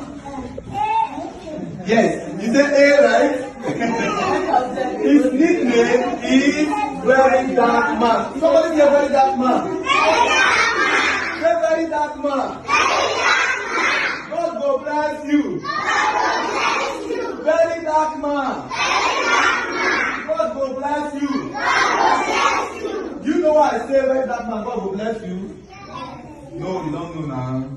It's because. Amen. God will help us bless some. You know? That's how, that is how the indoctrination into poverty actually, starts. It's a place where you have been subject at a very young age. You may not even understand, like, why are we sitting on the floor? Children, sure you get now, you're like, they probably couldn't process it. Like, why are we sitting on the floor? Everybody sits on the floor. But why? Why didn't they provide us chairs? So they are just going to be there. Just somehow they'll be like, oh, I think that's the normal thing. That's how they do it. So those ones that get chairs, those ones are privileged. Right. Man, I wish I have a chair. I wish they would put me in a class that I can have a chair. Do I need to do something that will make them give me a chair? So I don't have to sit on the floor like all this one. So from that very young age, that's how they have been like programming our brains, our head to normalize abnormalities. Okay? And then fight for a possible recognition so that maybe you can get a preferential treatment that will make you feel like you are better past your neighbor. From that small age, they know they put a better past my neighbor mentality in our heads. You know? Where you feel like everybody is suffering. But I think I am better off because I was picked among all these ones. And I was told to lead them. So, because I have a chair. I'm not going to sit on the floor. And when I get home, I'm like, mommy. See, they gave me a chair today. Say, hey, really? Did they give all your classmates their own chairs too? No, they only give about 5 of us chairs. They said because we are the captain, we are Kinekon, they said they shall give us chairs, but others, they are still sitting on the floor. Me, say, lucky you. Say, lucky me. I won't be sitting on the floor again, at that younger age. So when you now grow up and you see where you see something that is not normal, right? That is not normal, right? And you decided to speak up. Children were then raised to normalize abnormalities. They do grow old, though. So they will grow up and they will be like, what will be your problem? Keep your mouth shut. What will be your own? Let us listen to what they tell us. Let's just do what they tell us we will do. They say me all of us. Sure, you guys to say, no, this is not right. This is wrong. This is wrong. You say, now two no go kill you. Because they were not raised to actually question anything. They were raised to obey. Do you understand? It's called indoctrination. So Rattel, that's a Very Dark Man's group. Is their president. So he's got a lot of money donated for him to help, schools, children like that, I think. And the future leaders of Nigeria, For the ones who are no longer young people, who probably don't even think they have any future anymore. There's a place called Abule Ado in Lagos, right? Where they had a pedestrian bridge. Pedestrian bridge for everyone crossing the main road. It turned out to become a residence, the homeless shelter, kind of. Okay. People turned it into their residence, and Wahabi Wule Wule came around, or came calling when this happened.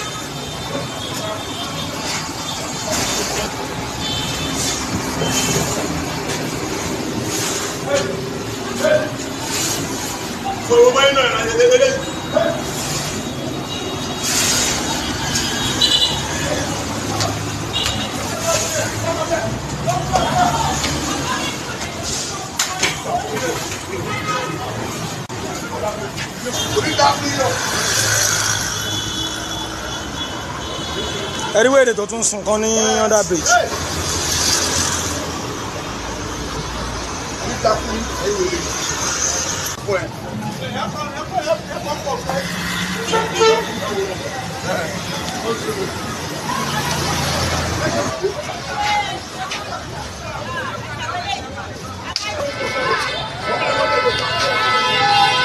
Oh yeah, come on there.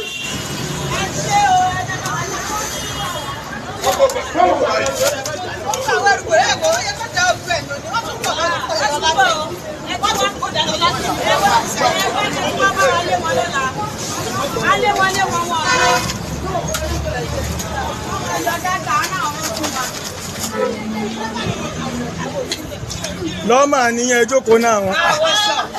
Kò máa tàṣí báwọn èèyàn wọṣọ ní pẹ̀lú yín.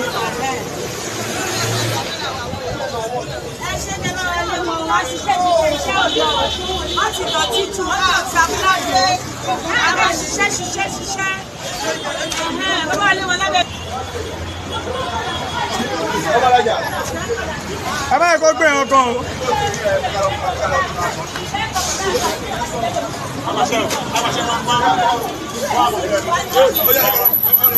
Hey bros, so yeah, come on that thing.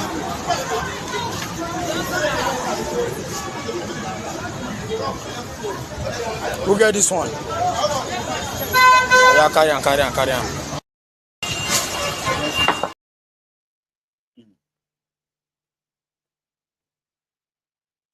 don't know how to react to that. You know, it's a state with no homeless shelter. You're on your own, so people live under the bridge everywhere anyway. In that Lagos. I don't know anywhere else, but I know that of Lagos.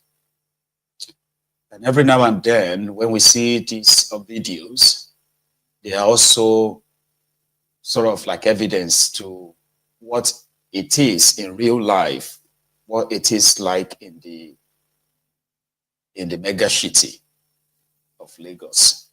On the other hand, kind of, I may not agree with their style all the time, okay, but I think it shows what effort that, what's his name, Wahab, Wahab, is putting, the effort they are putting into trying to at least normalize the abnormalized mega city, the lies that you live. So I believe he's putting so much effort into that, every now and then. So we'll give that to him. So they said Kalu is going to become 73 on Saturday. So they are organizing a special prayer for him, which he went today. And on his way out of that same mosque, he had this to say. Who told you Tifnubu is 73, by the way? Congratulations, thank you very much. It's your birthday, special prayers. How do you feel this day? Feel good, feel happy. and give thanks to Almighty Allah that has protected us so far and continue to answer our prayers, accept our ibadah. That is key and very important to all of us. A prayer for our country to stabilize, keep in peace, and safeguard our people, all the citizens. How does this keep you rededicated to the service? Well, the word for all of this is hard work. You work harder, you pray harder. And that's the inspiration that I got from all of this. We thank God Almighty that at this stage, we are in it. Nuisance, Lily. They go soon they call Tifnubu happy birthday for Kolu. And even though we don't even know his real age, we don't know his parents, we don't know any member of, we don't know any of his siblings, you know, we don't know any member of his family from where he claimed to have come from. So we just have to live with wherever they are dealt, right? Because meanwhile, this is the last one, okay, last one. See this lady that they have declared wanted, Aisha Suleiman Ashimugu. How many of you remember her? How many of you remember her? Ashimugu. The lady that Soweku went to Grenada, what's that place that they went to go and do birthday for her? You know, the island between Canada and Australia, you know, Africa, shit, na Grenada, because I know say Grenada and Spain, but there's a place where they said they had to go on a boat to go and, yeah, she's Soweku's girlfriend. And girlfriend is the fancy word, right? They called her something, okay, hang on, let me see if I can stick it out. Anyway, Sha. So why am I showing you that? Just about 2 days ago, or 3 days now, there was a news, right, that Tifnumbu, or the people next to Tifnumbu, discovered that Sonwoiku gave money to her. And through her, the money got to Atifku and Peter Obi. I mean, it was in the news. I don't know if you saw that. I didn't make any kind of like a mincemeat of it when I saw it a few days back. And that was a bit like, what? Why would Sonwoiku ferry money to Atifku and Obi via his girlfriend? Oh, why? Anyway, again, like I said, I didn't make much of it. It didn't make much sense to me at the time. Then the EFCC declared her wanted. Wanted for what? It's in an alleged case of criminal conspiracy and money laundering. And then yesterday, Atifku also released a statement and said, Atifku released a statement yesterday and it said, was it yesterday or today? Today, Atifku said he has never met Sonwoiku in his life. You know, so why would you want to give him money for his campaign? Like, anyway, I saw that earlier and I was like, okay, now we'll be interested because we'll begin to pay attention to whatever comes out from that side. Ashimugu, you know? Yeah, it's called Grenada, Caribbean island. I remember. I mean, I won't forget because I was like in my head, right? Grenada or something, Nada or something like, in my head, it was like Spain. So when I saw that news years back, okay, that Sonwoiku was on that Caribbean island and it was, you know, I was like, but go and search for it. You will see the old picture and the videos where Sonwoiku went at the time. And they said it was the one who paid for the entire birthday party. Oweko. You know? Anyway, that is where we are going to draw the curtain this evening. do still have a few other things to, but I never run out of what to say to you. It's just that I've always run out of time. Okay. But yeah, we shall continue from there some other time. Okay. But I'm going to try and take a course this evening. Let's see if that line works. It's important that it actually works, though, right? Give me a sec.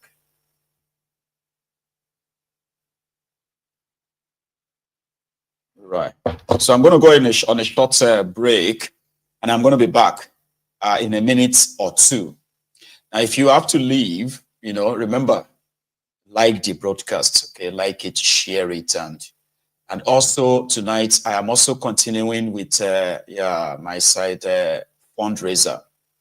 So the fundraiser where I intend to raise as much as possible in support of the studio equipment upgrade from Mayegun's Diary Political within here.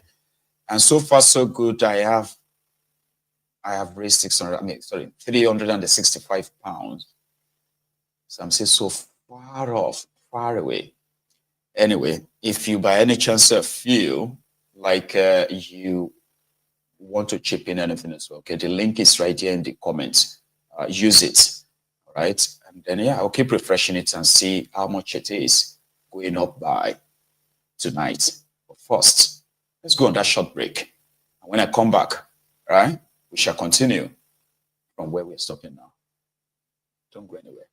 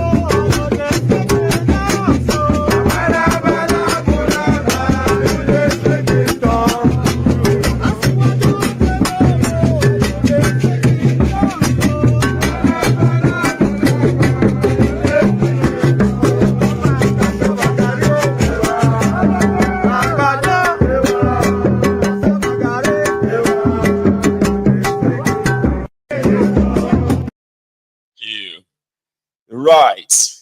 Savagaria, that's even like luxury right now in Nigeria. So I have my first caller, and I bet this is Robinson. Is that right? From Japan? Exactly, my man. How are you doing tonight? What time is it right now in Japan? Yes, Japan is okay. Right. I mean, what time is it right now? Okay, it's about I'm not with time right now, but it's about 7 o'clock. About 7 o'clock in the morning. 7 a.m. Damn. In the morning. So that means I kept you up. I mean, sorry, I kept you up. No, I'm already awake. I'm already awake. Since 5 in the morning. Yes, since 5 I'm already awake. I'm still on the sick bed. Beautiful. Now, thank you so much again for calling in. And yes, please. Thank you. So let me start by this Senate woman, Natasha, you mean? Yes, because I pray that they should not go and call the result again by 3 o'clock. Because Tinubu result was called by 4 o'clock, right? In the morning. In the morning. So maybe they will shift this one to And then 3 they will tell her o'clock to again. go to court, I think. Yes, exactly. So let the entire Nigeria continue to pray for her to succeed this thief. The gang up. You know, because it's Senate president. Because there's nothing they cannot do because Tinubu and himself and Wike. And that is why Wike continue to use all our money to build houses for all the justice, the judges.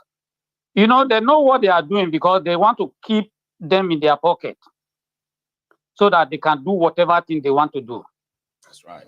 So it is only God that is going to help us because the way they are going, the country is a entire lawless country. I know, but the people will have to They are help not themselves. law. Yes, You know, because there's no constitution there's none. going on. So we just pray for her. As for those homeless people, even here in Japan, we have homeless people. Actually, their own case is not actually homeless. It may be they will be having problem with their wife, and they will decide to just go away and stay under the train station with a anything cover up. You know, they have different clothes. There are engineers, not that they are actually homeless, but because of Like, their where they find homeless by circumstance or circumstances, they can easily just go back to their life. You know? Exactly. And the funny of all is that the government still provide for them. There's a place they can go and eat without paying for it. We have homeless people in the UK, but I get what you mean. You see, because they're not really homeless, all right? Yes, There's always an homeless shelter, okay, where even if you have no house of your own, a place where you can easily go to, like a lodge or an hostel or something, right? So, but some people chooses to still stay on the street because they are begging, you know, for that money. We have them here too. But I don't think that's the case with Nigeria. There is no provision for them by government. No. It's a lawless country, and moreover, they just want to reach themselves and nothing more. They are not after homeless people. They are not after anybody. So that is the situation about that. Rob Benson, so, thank you so much, sir. Okay, we pray that you need to pray for those people who have not happened to, that it should not happen to them. Amen. Amen. So thank you very much. That anybody can wish on, even the worst of your enemies, being homeless or being in that situation. I know. At all. Nobody should. Thank you very much for all you have been doing for us. Thank you, sir. Thank you. We appreciate it. God bless you, sir. Thank you so much again for calling in. Bye-bye. Have a good one, sir. That's Sir Robinson from Japan. I wanted to say Osaka. Well, I forgot. I'll ask him next time. Sir, where are you calling in from? Japan. They say Osaka. But here is the Prince Adebayo from Sweden. My king. Prince. My king. How are you, my sir? King. I greet you, my king. I greet you too. I greet you. My king, today I said I should come because a lot of things that you discussed today, actually, it just made me to remember something. You see all our leaders, the one thing they all have in common is short memory. Or is it we that have short memory? The one thing they have in common is that they don't think of what will happen tomorrow. You know, Obasanjo was once, yes, they don't care. Obasanjo was once a president. Today, is with us, clamoring, lamenting. The oppressed. Yes. And you see the oppressed now. El-Rufai is now, who if they tell you that El-Rufai will be on the side of the oppressed today, Like that a year after just a year, yes. After a brand yes. that said the infidels yes. will never ever come close. will never take power. Yes. Yes. But another thing that they don't know is that where they are going to keep the money they are looting, instead of making the country livable, they are looting and shooting the money out to other places. Did you see the list that UK government just released of hundreds of Nigerian politicians or who have died, and nobody is coming to claim their properties in the UK? Sorry. It's almost 1,000 people in that list. Or they say it's 6,000. No, they say that list is about, is it 5,000 or so, or 10,000 people whose properties are in the UK, and no, they have died, they have died, but nobody is coming to claim the properties. And these old people, these are old people, and these are the same people living also. They are still doing the same thing. It's like there's one spirit in them that does not make them think. They just take, hide, take, hide, take, hide. You see, the last video you showed of those children sitting on the ground. In Edo State, oh my God. In Edo State, in a country that is so blessed that no student should be sitting on the ground. If we use only the money in Edo State for Edo people. And these people keep stealing and stealing and stealing money they cannot enjoy. Baba, lastly, do you see the way Europe is now? I don't know if you people got that memo. They say everybody should go and stockpile food and water that can last them for a week or two.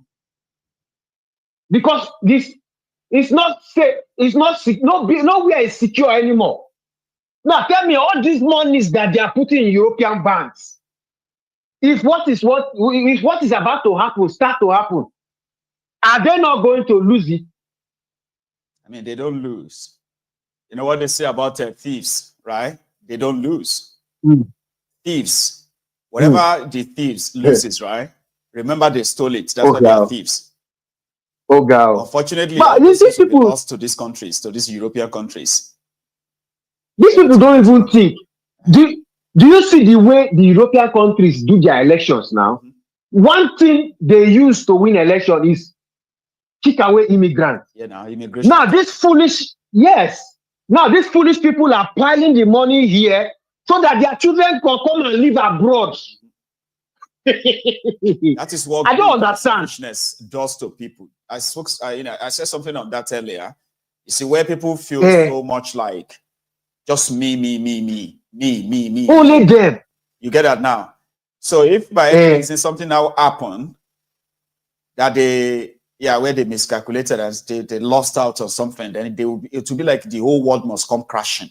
Like crash down. Yeah. Oh, can you believe when it affect them? This country is feeling. What kind of a country is this? What's it happen, Baba? Then when they feel it, you are like, but that happens to a lot of people all the time. I never saw you get so mad.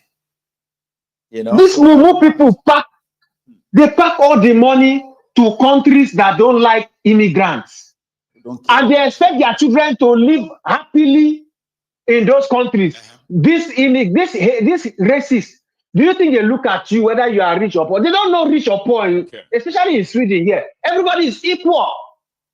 As they just see you as a black person, whether your father is a governor, nobody send you the same treatment. They will give you the same treatment, and you go and complain that somebody treats you bad.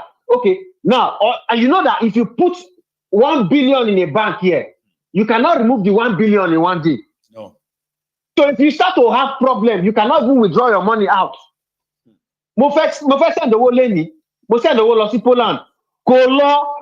They are now barring the limit.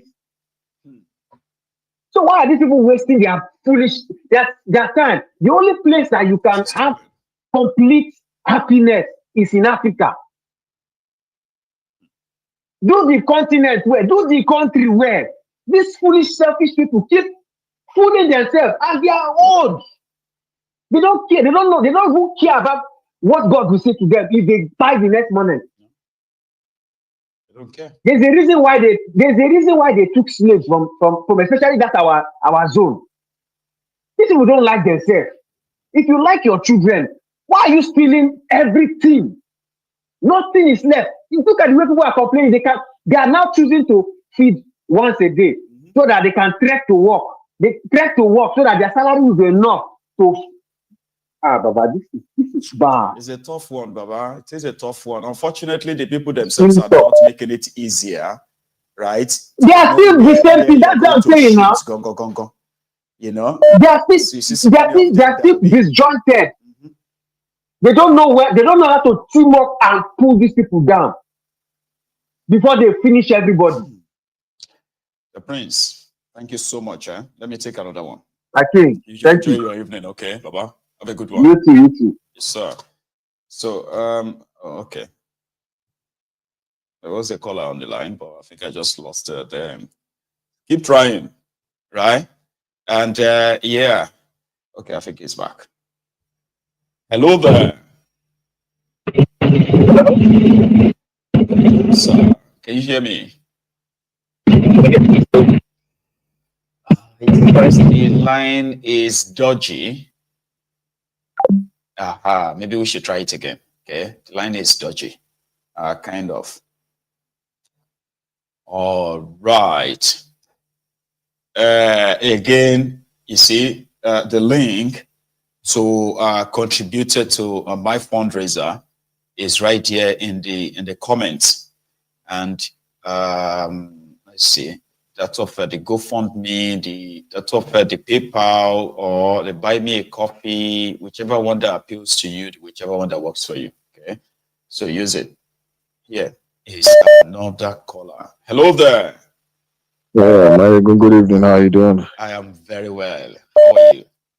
So, not too bad. It's a lot of speaking. Oh, talks, man. How you doing today, Baba? Yeah, I'm fine. It's another great program as always. A lot of things are happening in that Nigeria that is just, in fact, I don't even know where to start from. I just want to say thank you again. It's a fantastic show tonight. It's been a while I've been on a live show. I just popped in tonight. I said, okay, great stuff. The things happening in Abuja with all these protests going on, it's coming to a climax. It will soon hit the roof. And when it hits the roof, these politicians will be shocked at what's going to happen to them. How can you have a country where a woman has accused another person of sexual harassment and they actually want to try to fire the woman again?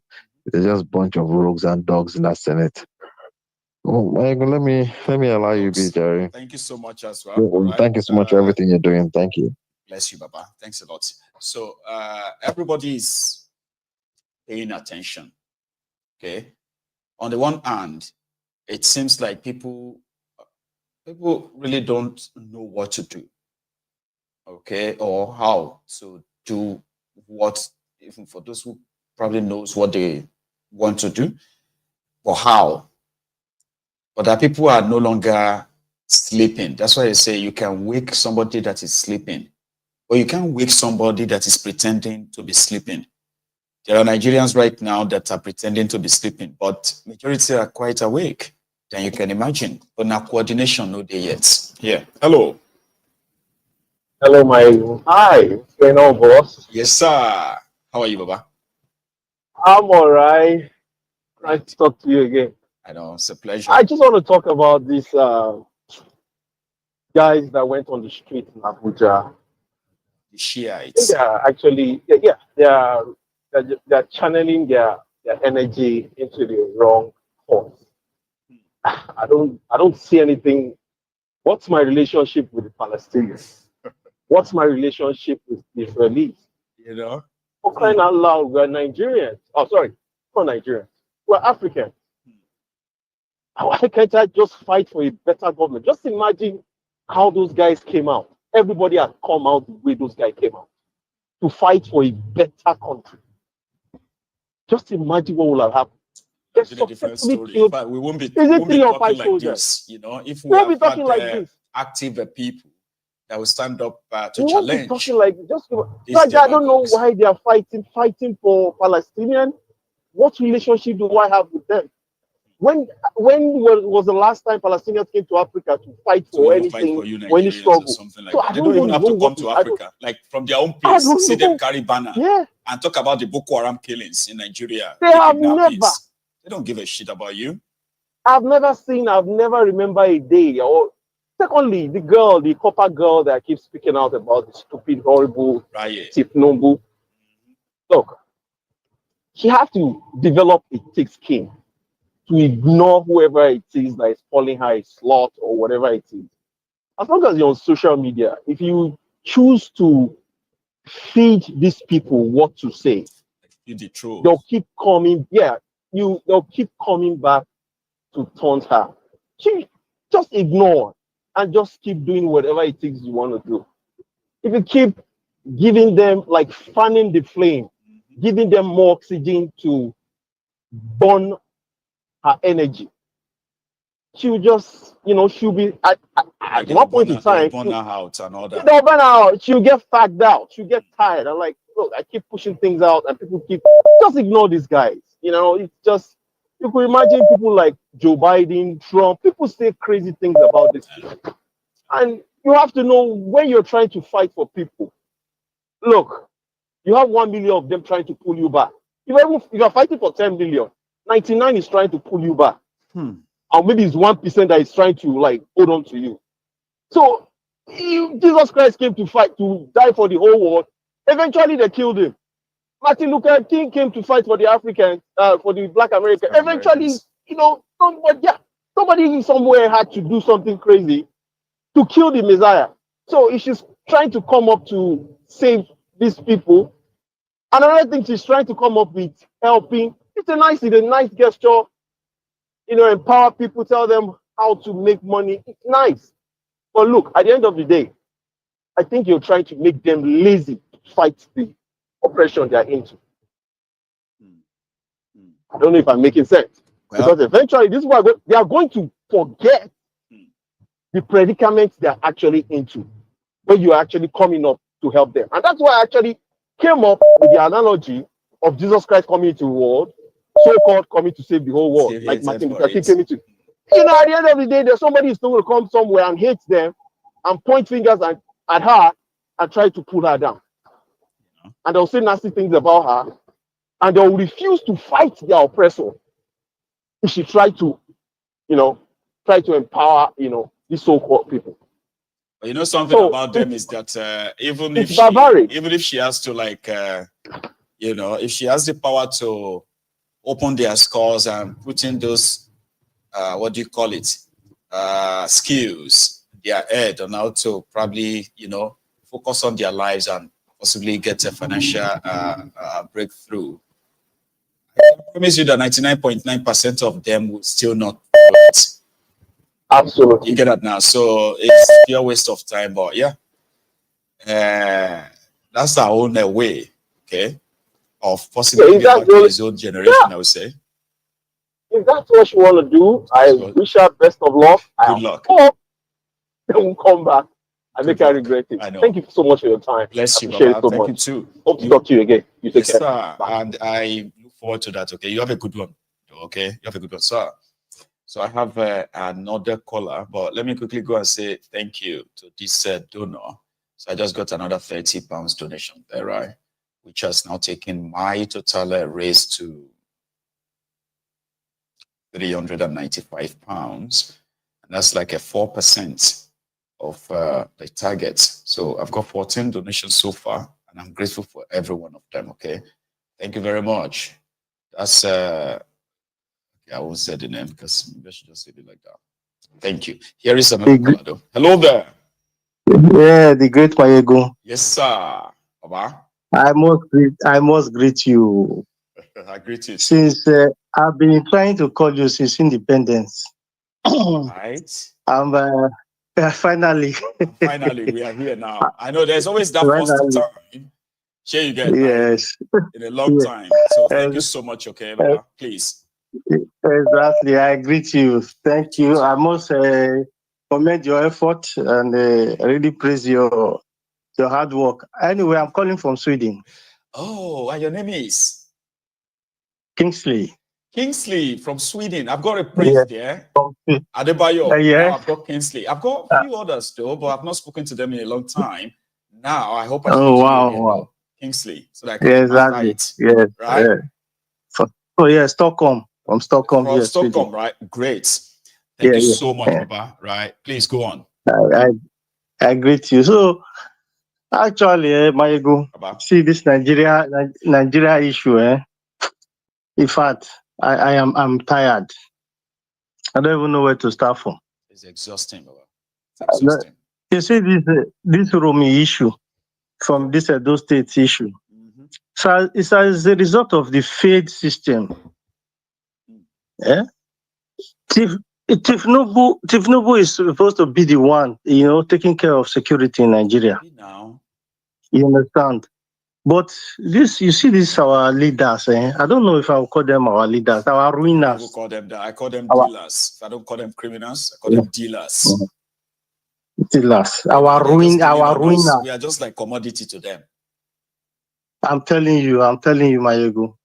I'm telling you. Yeah, I think Nigeria is irredeemable. I don't think anything is going to come out from this. Nigeria is irredeemable, my brother. Sometimes people be like, you're too blunt. That's too straightforward. It's being honest, too blunt. Do you understand? Like, you need to prove me wrong before you can say I'm too harsh on something. Yes. You get that now? So, but a lot of people don't understand that being very blunt also has its own advantage, because it simply means if there is something to be done that is yet to be done, right?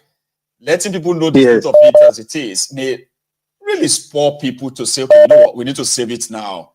Or lying to yourselves that Nigeria is a great country. Nigeria was a great country. It was never a great country, man. It was just all this stuff that we make up in our heads by ignoring the obvious, living the lie. Today we know better. So if anybody see what to believe in lies, well, it's up to them. Let them continue.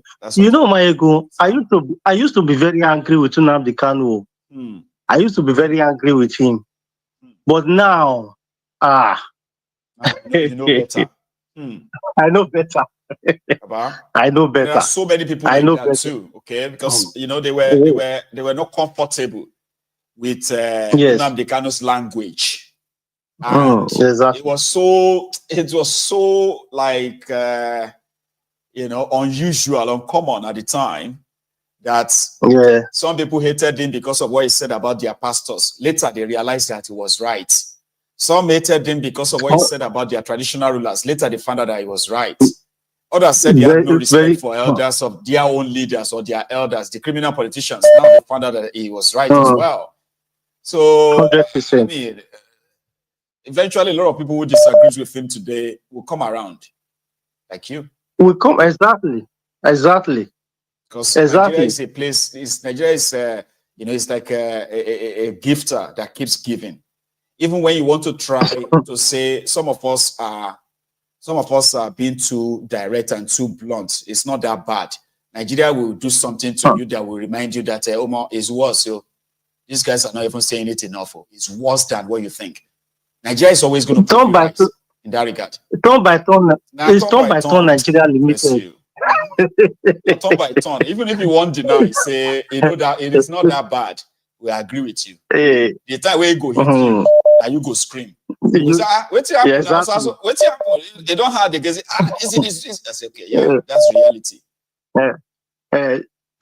Just like what you said, when you say some people, they will be supporting the government until something happened to one of their parents or their relative before they will now get to them.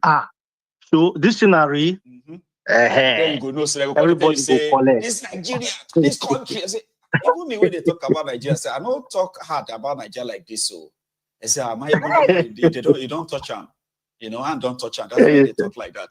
Because people pretend a lot. I'm telling you. By that time, everybody I go clear. You get? You see, you see them now. They will just pack our money. They will come and leave. They will come and drop it here, buying properties abroad here and there, wasting the money. Okay, why not just build something in Nigeria and they will still get their profit? Yeah. The people will be happy. They will be happy. If they're still there, then they build something in Nigeria. The citizens will be happy. They will be happy as well.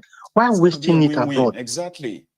It's not a win-win. It's not that they are saints, but they know that if they tell their people that they want to build roads, right, or they want to build schools or power or rail or anything, right, they will still be the contractors themselves. Now, Igbo themselves will be the contractor, collect the job, do the perfect job, because he knows that road I'm about to construct, right, if I don't do it well, I may be the victim on it. It may be my family.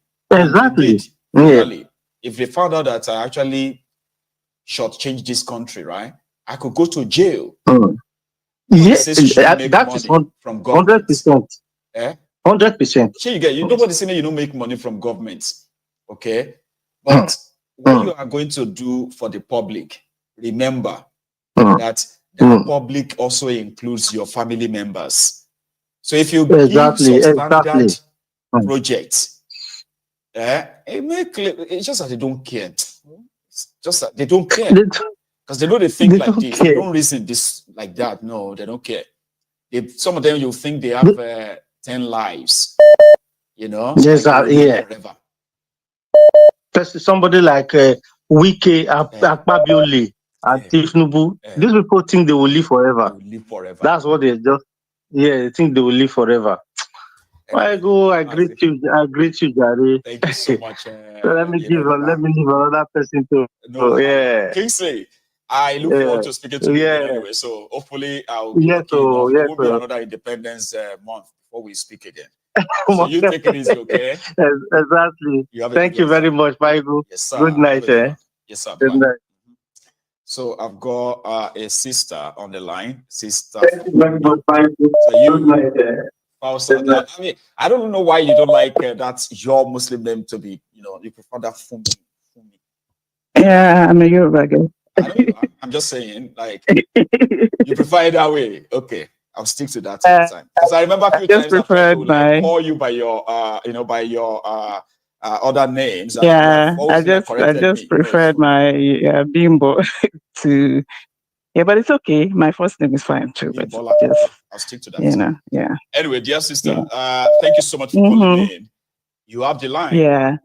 I just called in because of one gentleman that called, I think yesterday or so, or the last time you took calls, right? So my question is, your platform, is it just for people who want Nigeria to divide? Is that what this platform is, or is it for the solution to the problem of Nigeria? Let me answer. Because okay. Yes. Number one, the platform itself is to possibly educate every Nigerian, right, about what is really wrong with us, and in the process, right, provide solutions. Okay, but here is the thing: as a platform, I have my own belief, which so many of you are aware of, right? My own personal conviction, and because it is our temple where everybody is welcome to speak their mind, speak your truth, and listen to other people's truth as well, right? So that gives room for others, like like the caller you are referring to, okay? Who somehow they have their own conviction. But the answer to your question is that this platform is not for those who want to break up Nigeria alone. Because that's the understanding that a lot of us have. But I've come to realize that when some people have different opinion to what others have, like the people that want Nigeria to split up, actually, if somebody comes on this platform and say, okay, you know what, I don't think we should split up for this reason, for that reason, for this reason, the backlash, it is horrible. It's like, what? that is your own opinion. You think that the best way for Nigeria to be better is for everybody to go separately. Some other people may have other ideas, which are good as well. You know, they want one Nigeria. Yes. We have Showore supporters. They want one Nigeria. Yes, they want one Nigeria. Some people actually want like regional.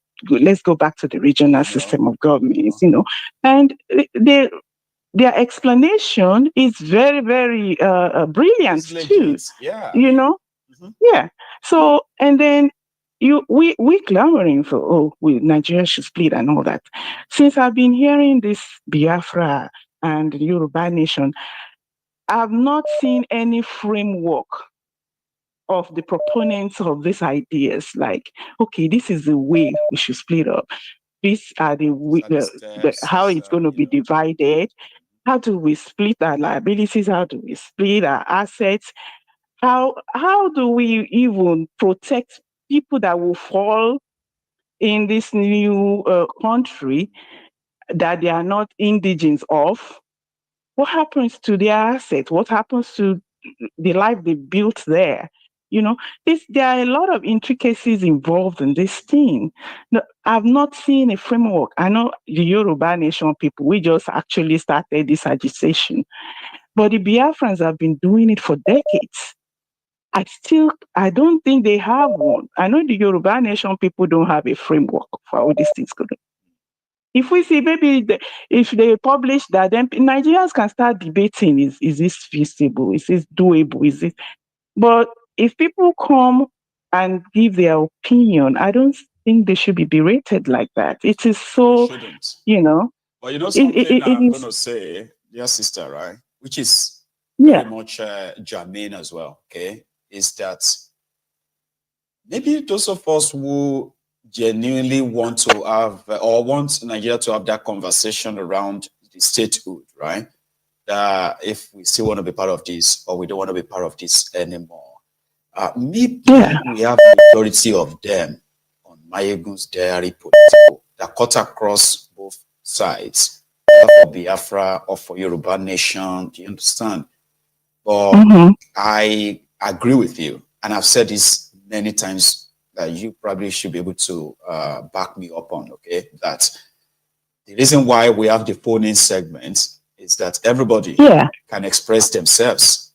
Mine is to come here, bring to you every update that I think can help nourish our conversation around what is wrong with this country, right?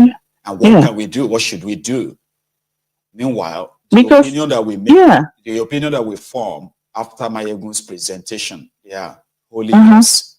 And when you call in to express them, we say, and sometimes too, even those people, exactly, and sometimes even these people that are ruling the country, some of them come here too. They get ideas because sometimes in their policies you see like, I think this is something that was discussed on this platform, and so you can't just shush everybody. Anything will change any of that, okay? But I get, like I said, I get where you're coming from, especially if you read comments on YouTube. You see, itchy fingers, people can be like that. And, you can confess to this too, right? Back me up on it. You see those of you in that comment section on YouTube, it's like you are in a different world entirely. So when I say entirely, I mean, I've seen a lot of you engage yourself in these heated arguments on something, and I was talking about something else. I was like, I spoke about that just like about an hour ago, and people are still tearing themselves up in the comments for that. So it's it can be, usually like that. But usually, actually, I put comment there, but I don't like engage. But one thing I've done since I've been listening to you is whenever somebody comes here and speak anything other than Nigeria should split up, I go to the comment. I want to see people's response. And it is usually very horrible. And I'm like, okay, You want Nigeria to speak up? How? Do you know? You don't even have a plan. Where is that plan? Where is that framework of how we're going to do this? You don't have it. And it's even, and that's why the people are not even taking that idea serious. They are every now and They're not taking it serious. Even the international world is not taking it serious because they're looking at, okay, you that want this thing, where are you? And the struggle starts from your country, not outside. It should start from there, you know, other than Nnamdi Kanu that was kidnapped by the federal government. How many other Biafran leaders even stand up for this thing? You know, every time that Nnamdi Kanu is going to court, the only person that I see that is Showore, that does not even believe that Nigeria should split up. You know, so what are we talking about? The struggle don't have that presence of the people that want it. You know, we have to also discuss supposed drive or force that people feel. But it used to be there. The only missing part is that point. The only missing part is the part where you pointed out that you know, if there is a blueprint from both sides to say, okay, how is it going to happen? How is it going to? We have had pieces of you know, sort of like proposals on how that would be, or maybe not so coordinated as it should be, where it's easier to just point fingers and say, if you want to learn so and so, go here or check that out. Here you go. So again, if you have a proposal, then the Nigerians will have to discuss it too, because there's a lot of things involved. You know, if to divide the place, even some people would not agree to go. Those people still have to vote to say, okay, I want to go with these people. We don't want to go with. So it's a lot of things. It's not something that we can just wish it to happen like that. And if somebody don't agree with you, pronouncement or something, it's an exercise. It's a process, no doubt. Yeah, because this actually shuts people down. Some people don't want to call for that reason. A lot of people are afraid to call and hear their opinion because of the backlash. You know, so and that's, you know, I think that should be discouraged. Majority of you should learn on this platform. People say a lot of things about me, right? And I don't react to all of them all the time. You get that now? So everybody is free. Everyone is free. Like what you have just done now is that you have raised a vital sort of topic or conversation, right? But we are dealing with people who does not really have the whole information themselves, so they are going to react differently.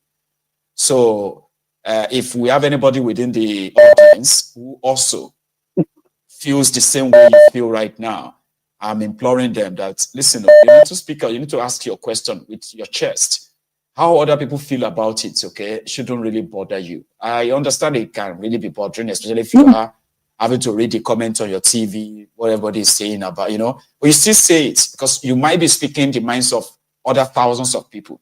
And it is through this kind of points or what do you call it, observations, that we can have genuine conversation, ma'am. Yeah, you know, intelligent conversation. You know, why do you not want Nigeria to break, or why do you want Nigeria to break? How do you want to do it? What happened to this other, you know, group of people? You know, it is coming up. But and then the issue is the reason why we actually want Nigeria to go apart is because of the problems that we have. That's right. It's because of the hardship and the problems of Nigeria. If there's another way to solve the problem, so what stops us from living together? I mean, in the US, that is multiracial, multi-ethnic, multi-languages, and we live together, and everybody, you know, do well together. So if I can live with other races, why can't I live with a black man, you know, like myself in Nigeria? But it's because of the problem. So if there are different ways that we can solve it, whichever one that we finally get to do, as long as it works. I mean, it's not like if somebody don't want it to split up, we just have to insult and, you know, I think that should be discouraged on your platform. That's That's the reason I I'll call. keep doing Like, my okay, best to encourage everybody. yeah, Okay. On Mayegun, the reason why Mayegun's diary political is not called Oduduwa Republic political or Biafra Republic political is simply because all the problems that led to all the agitations, Yoruba nation, Biafra nations, comes from a mismanaged, supposed one Nigeria. So we need to understand. absolutely. That. Now, maybe when we understand all these differences, right? Talk about them, then we can all, at some point, have some unified fronts where we can say, okay, you know what? This may work. Let's go our separate ways. And this is how we're going to do it. Oh, no, let's hang in there for a sec. Let's do regionalism first. You know, it's by asking questions and having this conversation, okay? So I implore everyone listening to, if you feel like you have this question around this, raise it. Somebody else may even answer you, who is also listening and is going to call in, okay? So we may have different ways or different views on what we think is the solution to what is going on in that contraption. But the only way that the real solution can really come is when we listen to ourselves and be open to disagree. You know, my own suggestion is just like people should stop. No. Don't insult people that don't agree with you. You understand? With them. Yeah. And your people with the hammer should at least discourage them in the comment section, like, people, because it discourages people from gun calling. Yeah. Sister Bimbo, I'll tell you something before you go. So there was a time, you remember, there was a time I used to bring DF here, Dele Farutimi, right? And you know, Dele Farutimi is a very likable person. Like, it's easy. If you listen to him, you're likely going to like him. Even if you don't agree with him, but you still probably he's a likable guy, right? Yeah. So then he came onto Mayegun's diary political the first time. And Dele Farutimi is pro-Nigeria, it's not breakup. So when he came here, his arguments were in line with his own philosophy of Nigeria may still work if the right people, that stuff. This was years ago. Yeah. So whenever he's talking about the state of the country, when you read the comment, you begin to hear, well done. Of course, this person is so intelligent. Man, I love listening to this person. Then boom, when he says something about Nigeria not being able to break up simply because those who are asking for it are not organized enough, this and that, go and read the comment. Oh my God. They were tearing the Dele Farutimi apart. The same people praising him. You audience, I'm talking to all of you there right now. To the point that there was a day, the last time I invited Dele Farutimi here, and I was talking to the other, I said, Dele Farutimi is going to come on very soon. So guys, I need you to shout. Please take it easy, okay? Just let's be matured.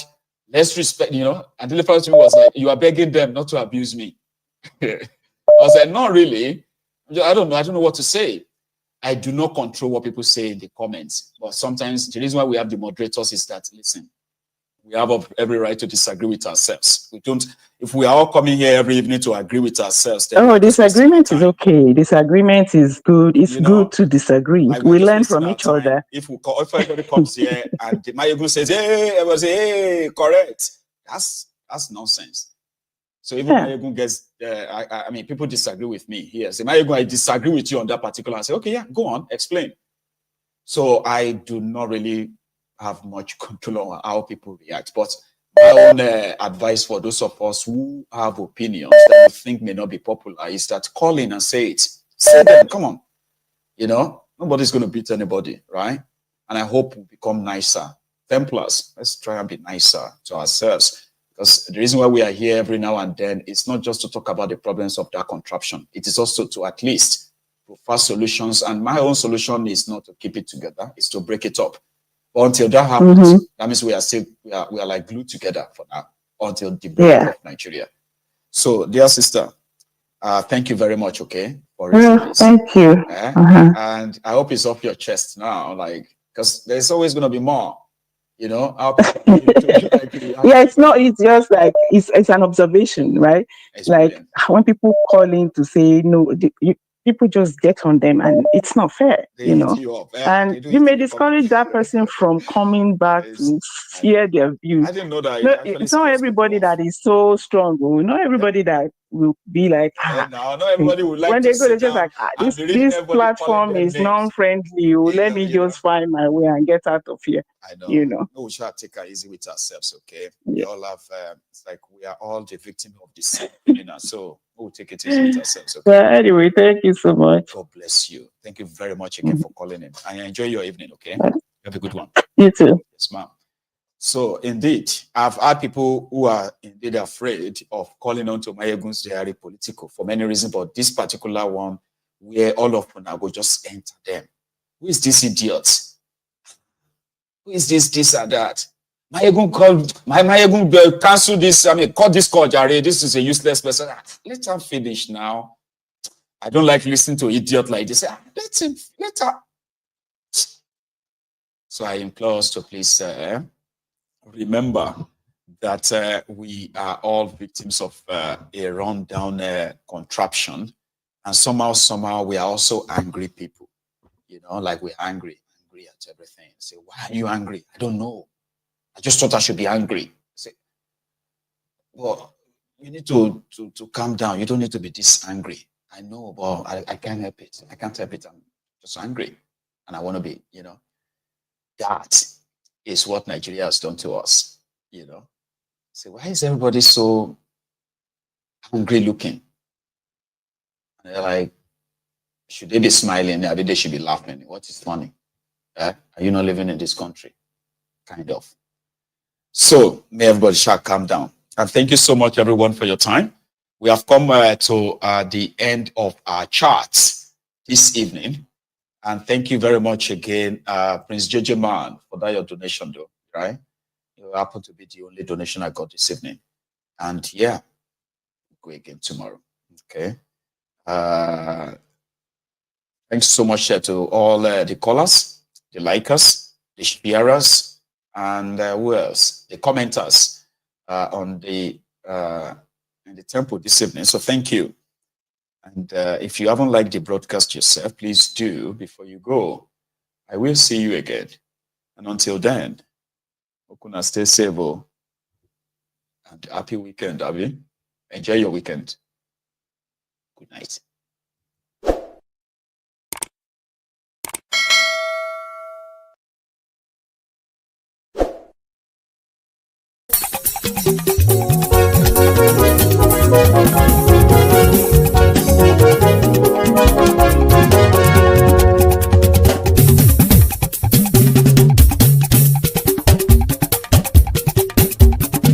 Mayegun làwa mọ̀ làmọ̀ tó dòdòdò. Mayegun dayari Mayegun number one. Mayegun làwa mọ̀ làmọ̀ tó dòdòdò. Mayegun dayari Mayegun number one. Mayegun ti dé o ọ̀rẹ́ ara ìlú. Mayegun dayari Mayegun number one. Lórí Facebook lórí YouTube. Mayegun dayari Mayegun number one. Gbogbo bó ṣe ń lọ ni Mayegun já wa sí. Mayegun dayari Mayegun number one. Àṣírí ọ̀jẹ̀lú kì í bò níbẹ̀ o. Mayegun dayari Mayegun number one. Bó bá ṣe eré àní Mayegun máa wí. Mayegun dayari Mayegun number one. Ó sì tún ṣe eré wàá gbọ́ níbẹ̀ o. Mayegun dayari Mayegun number one. Mayegun dayari political. Mayegun dayari Mayegun number one. Godfatherism kò sí lọ́rọ̀ Mayegun. Mayegun dayari Mayegun number one. Ẹ farabalẹ̀ sẹ́ o kẹgọ́rọ̀ lẹ́nu o. Mayegun dayari Mayegun number one. Àní Mayegun làwa mọ̀ tó dòdòdò. Mayegun dayari Mayegun number one.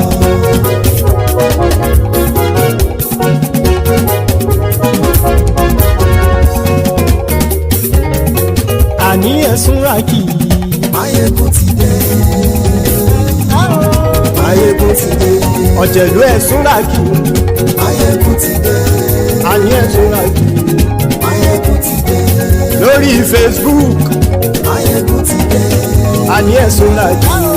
Máyégún ti dé. Lórí YouTube. Máyégún ti dé. Àní ẹ̀sùn làjú. Máyégún ti dé. Wọ́n bàbá gbé wúrẹ́. Máyégún máa wí. Àní ẹ̀sùn làjú. Máyégún ti dé. Ijó ìgbádìyẹ. Máyégún máa wí. Àní ẹ̀sùn làjú. Máyégún ti dé. Presido bá rúfin o. Máyégún máa wí. Àní ẹ̀sùn làjú. Máyégún ti dé. Igbó nìna kówó jẹ. Máyégún máa wí. Àní ẹ̀sùn làjú. Máyégún ti dé. Ọlọ́pàá tí ń darí bá. Máyégún máa wí. Àní ẹ̀sùn làjú. Máyégún ti dé. Aṣòfin tí ń rúfin o. Máyégún máa wí. Àní ẹ̀sùn làjú. Máyégún ti dé. Òpùrọ́ olóṣèlú. Máyégún máa wí. Àní ẹ̀sùn làjú. Máyégún ti dé. Ọ̀jẹ̀lú ẹ̀sùn ràkì. Máyégún ti dé. Àní ẹ̀sùn ràkì. Máyégún ti dé.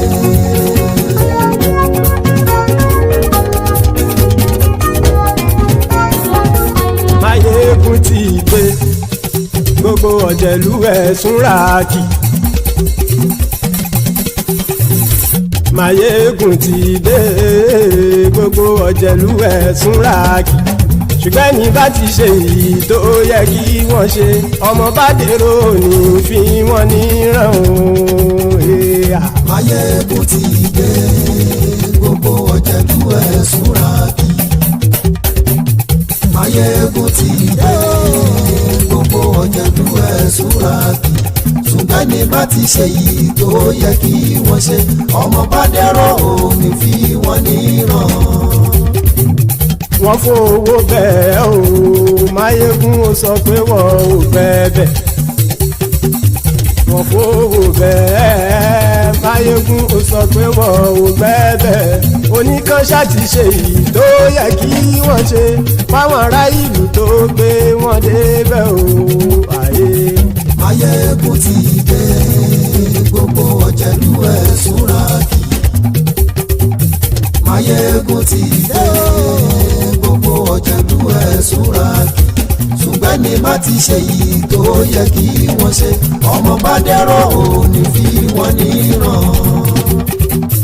Kì máa yí ṣe eré, ọ̀rọ̀ yìí kì í ṣe ẹ̀fẹ̀. Kì máa yí ṣe eré, ọ̀rọ̀ yìí kì í ṣe ẹ̀fẹ̀. Ẹni bá ti lè lẹ́bọ̀ lẹ́rù o, ọmọ bá dèrò kàṣàyè tú wọn síta. Máyégún ti dé. Gbogbo ọ̀jẹ̀lú ẹ̀sùn ràkì. Máyégún ti dé. Gbogbo ọ̀jẹ̀lú ẹ̀sùn ràkì. Ṣùgbọ́n ní bá ti ṣe yìí tó yẹ kí wọ́n ṣe, ọmọ bá dẹ́rọ̀ òní fi wọ́n níran. Tẹnitẹni ọmọ Máyégún ọ̀rẹ́ ara ìlú mọ̀mọ́ ni mo fọlọ́run sọ ẹ̀ bá kìlẹ́bù. Lóòótọ́ olódodo ìlú ọ̀tá ìlú mọ̀mọ́ ni ìwọ ṣá máa ń ṣọ́ra kò sì mọ́ bẹ̀rù. Bọ́tà ń lè rí bóníṣègùn lé káwọn mọ̀mọ́ fi ṣera wọn ni ó ti dẹrùn tí wọn ò gbọ́dọ̀ sè mọ́bẹ̀.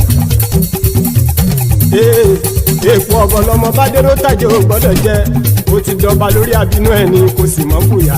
Àìsíwọ́lu ní ẹnìkẹ́ ìgbódì ẹyin lábàrá o, ó kó ẹni tó bá dán wò á kàmù.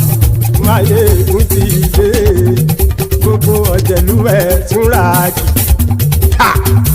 Máyégún ti dé. Gbogbo ọ̀jẹ̀lú ẹ̀sùn ràkì o. Ẹni bá ti ṣe yìí tó yẹ kí wọ́n ṣe, ọmọ bá dèrò òní fi wọ́n níran o. Máyégún ti dé. Gbogbo ọ̀jẹ̀lú ẹ̀sùn ràkì. Máyégún ti dé. Gbogbo ọ̀jẹ̀lú ẹ̀sùn ràkì. Ṣùgbọ́n ní bá ti ṣe yìí tó yẹ kí wọ́n ṣe, ọmọ bá dẹ́rọ̀ òní fi wọ́n níran.